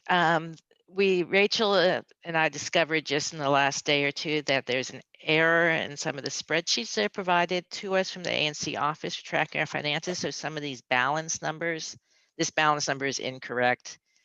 And we'll talk about that in the middle of the Q4. So the balance is closer to $70,000, but regardless, we have plenty of resources and liquidity to go ahead and consider this budget. So this is the budget I'm proposing for ANC 3F for fiscal year 2021. I'm glad to answer any questions. Let's see, I know we've got a couple of, sorry, okay, so Carolyn has a question, or a comment? Wait, did I not put down my hand or something? I don't have a question, I guess. Oh, okay, that I was lowered my hand. left over. Okay, sorry about So that. then I do, okay, then I do actually have one, where I'm not sure we want to put this, maybe this goes under communication. I think it would go under communication, whether we want to change this balance or not, or whether it's already covered by that 5,000. Zoom, where will we capture that cost? Since we're obviously using Zoom, and if we sign up for an annual plan, it's $150 a year, basically. I think you're covered between communication or the other, because what was spent last 2020 and other was the Zoom is in there, I believe, as well as the equipment that was purchased. Right, and I figured, okay, so the equipment's not going to be purchased again. We were just doing monthlies, so it's like I submitted a couple of monthlies. So I think we just did the Zoom in August and September 1st for the first time. So those were. But you say the annual cost is 150? Yes. I don't know if there's taxes involved or. I think between the other amount and there's also some generous office supplies, equipment, and printing, and there's flexibility between the line items. I think it's covered. If we can. Yeah, I mean, also, I'm thinking it could be like a communication expense, but there's quite a bit here for communication. You can always amend the budget during the year as well. Exactly. I just want to make sure we kind of. This is Rachel. It would get put in communication per the ANC office's recommendation. Okay. Thank you, Rachel. Mm-hmm. Thank you, Rachel. That was my only comment, and so I don't think we have to change the numbers because we have plenty there. Any commissioners have any comments or questions? I mean, I'll just step in. Yeah, I mean, I am kind of the new person here, and I think, we're in a new period, and so I want to make sure, like I said, I appreciate the addition of money for communications. I'm not exactly sure what that means, but I think, we've got some work to do, and some of this is, some of it's mechanical and some of it's, again, I don't know what it is, but I think we'll have to figure out how we can get more information out. And then obviously part of it's nice lesson to get that information out sooner. And some of that's there's a technological fix, and then some of that's just us in terms of changing our kind of behavior and meetings and so on and getting things done so we can get them acted on quicker and then get the information. I mean, I know, just as this didn't really come up much, for you that are still there, but the information we got from UDC was, in lots of different forms, and I couldn't open and so on. I don't know. I'm not sure that's a technological fix, but again, I think we've got to do a better job of communicating and getting information out. And I just want to say that we've got money to do that, and I think we should be spending money for that purpose. Period. And then something else. Is just on the staffing side. I mean, I don't, the personnel, I know this is a personnel matter, but I'm certainly interested in seeing that increased as well. Because I know I've talked to some of the committee chairs kind of offline, and they're interested. I want to make sure we've got the admin support to make this ANC really involve lots of people. And I think we should be spending money there in that way. And so that's, Rachel, since you're listening, if you have capacity for more hours, I think, again, I'm not sure, I don't have enough information, but I want to make sure we're putting money that we kind of make us communicate better and involve more people.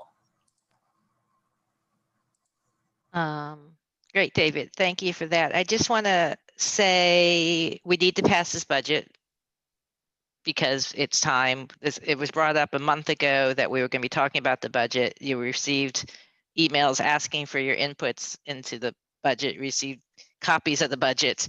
So I hear you, great comments, but again, just a little bit to future process. This conversation probably should happen 2 weeks ago, not tonight.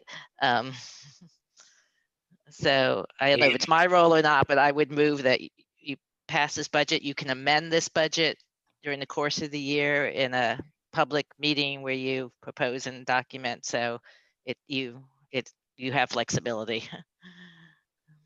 Amen, Naomi. Agreed, and I second that. agreed. So, do we have a motion? I'll make a motion that we adopt this budget and approve it. I second it. second? Okay, Aye. all in favor? Aye. Aye. Oh, aye. Opposed? Abstentions? That's not Okay. funny. Yay. All right. And so the next item, and was this in your email, the Q4? I did send it out. Okay, so if I look, I'm just trying to find where's the easiest place to find it, because I know it's, here it is. I know Rachel sent it out, and so I just tried to consolidate it with everyone, as just get everyone a copy. So,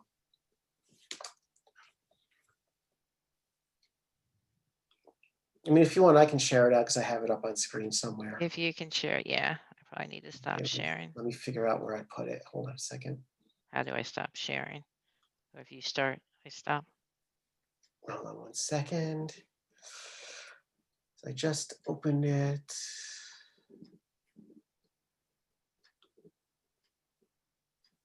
There Oh, it's PDF. Share.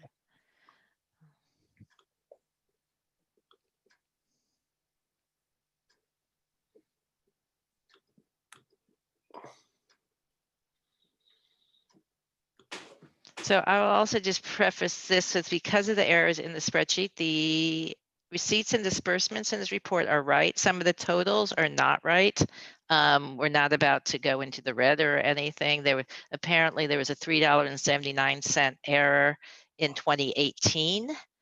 And the implication is that every quarterly report the ANC has approved since then has been erroneous. And Gottlieb is trying to come up with a solution that we don't have to review every single one, reapprove them. This is on top of the 10-cent error they were trying to sort out earlier. So we are probably $3.89 off. I'm not sure in which direction. But for tonight, what we'd like you can you make this any bigger? And Let me see. So this is the Q4. So this would be July, August, September. So we received one allotment, which was our Q1.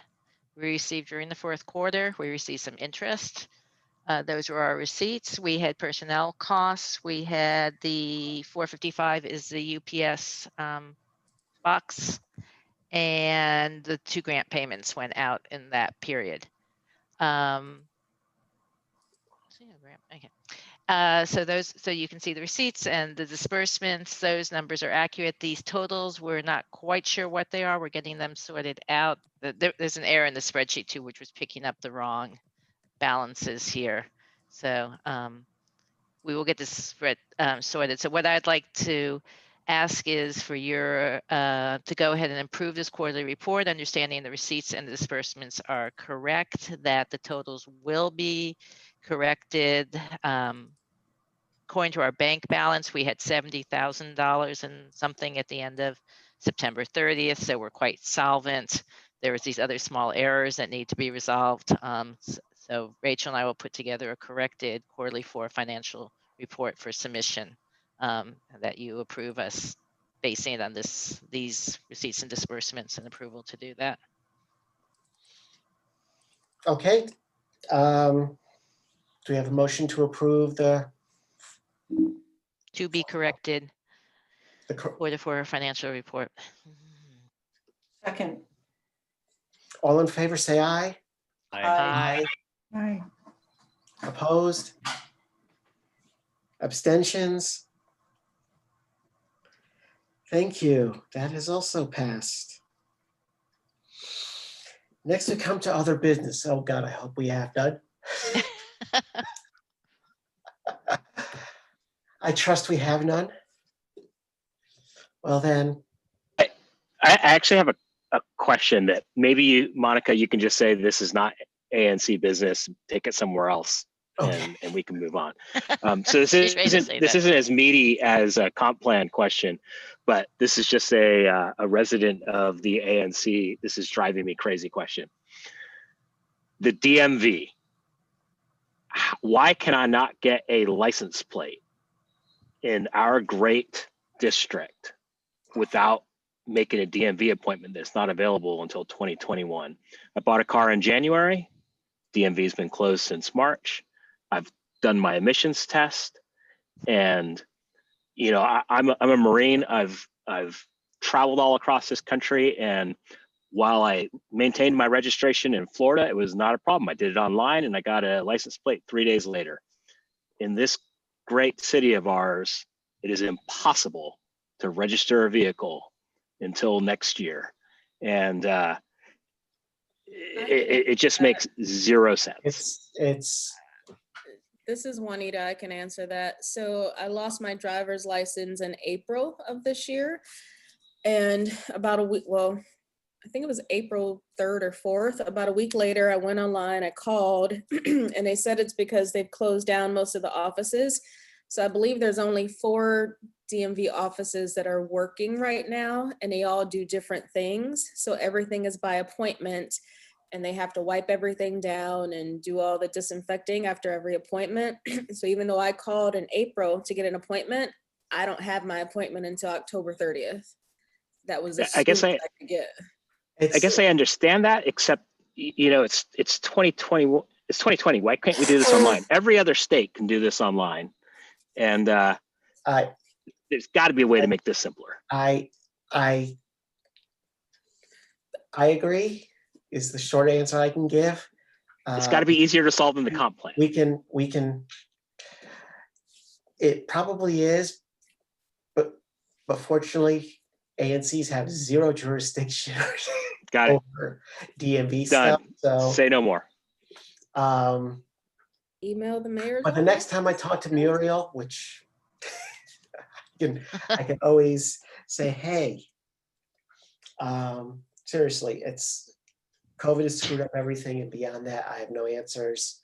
I don't know why it's taking so long and why they can't do it online. That's the best I can say. Ryan supports a resolution to make the DMV better. We could probably unanimously agree on that. Sure. Normally, you get your driver's license online, but I couldn't even do that. I have to go in. Yeah. I've been driving around with expired 30-day tag for 6 months. Are you sure they haven't? So they said they were extending that sort Well, of thing. I think have I am gonna extended it. say goodnight if Okay, this is so- the topic so because. let's. Okay. Motion to adjourn. I Second, second that. Thank you. all Second. in favor? Aye. Aye. Bye. You two could not talk about the. Good night, everybody. Good night, night. everybody.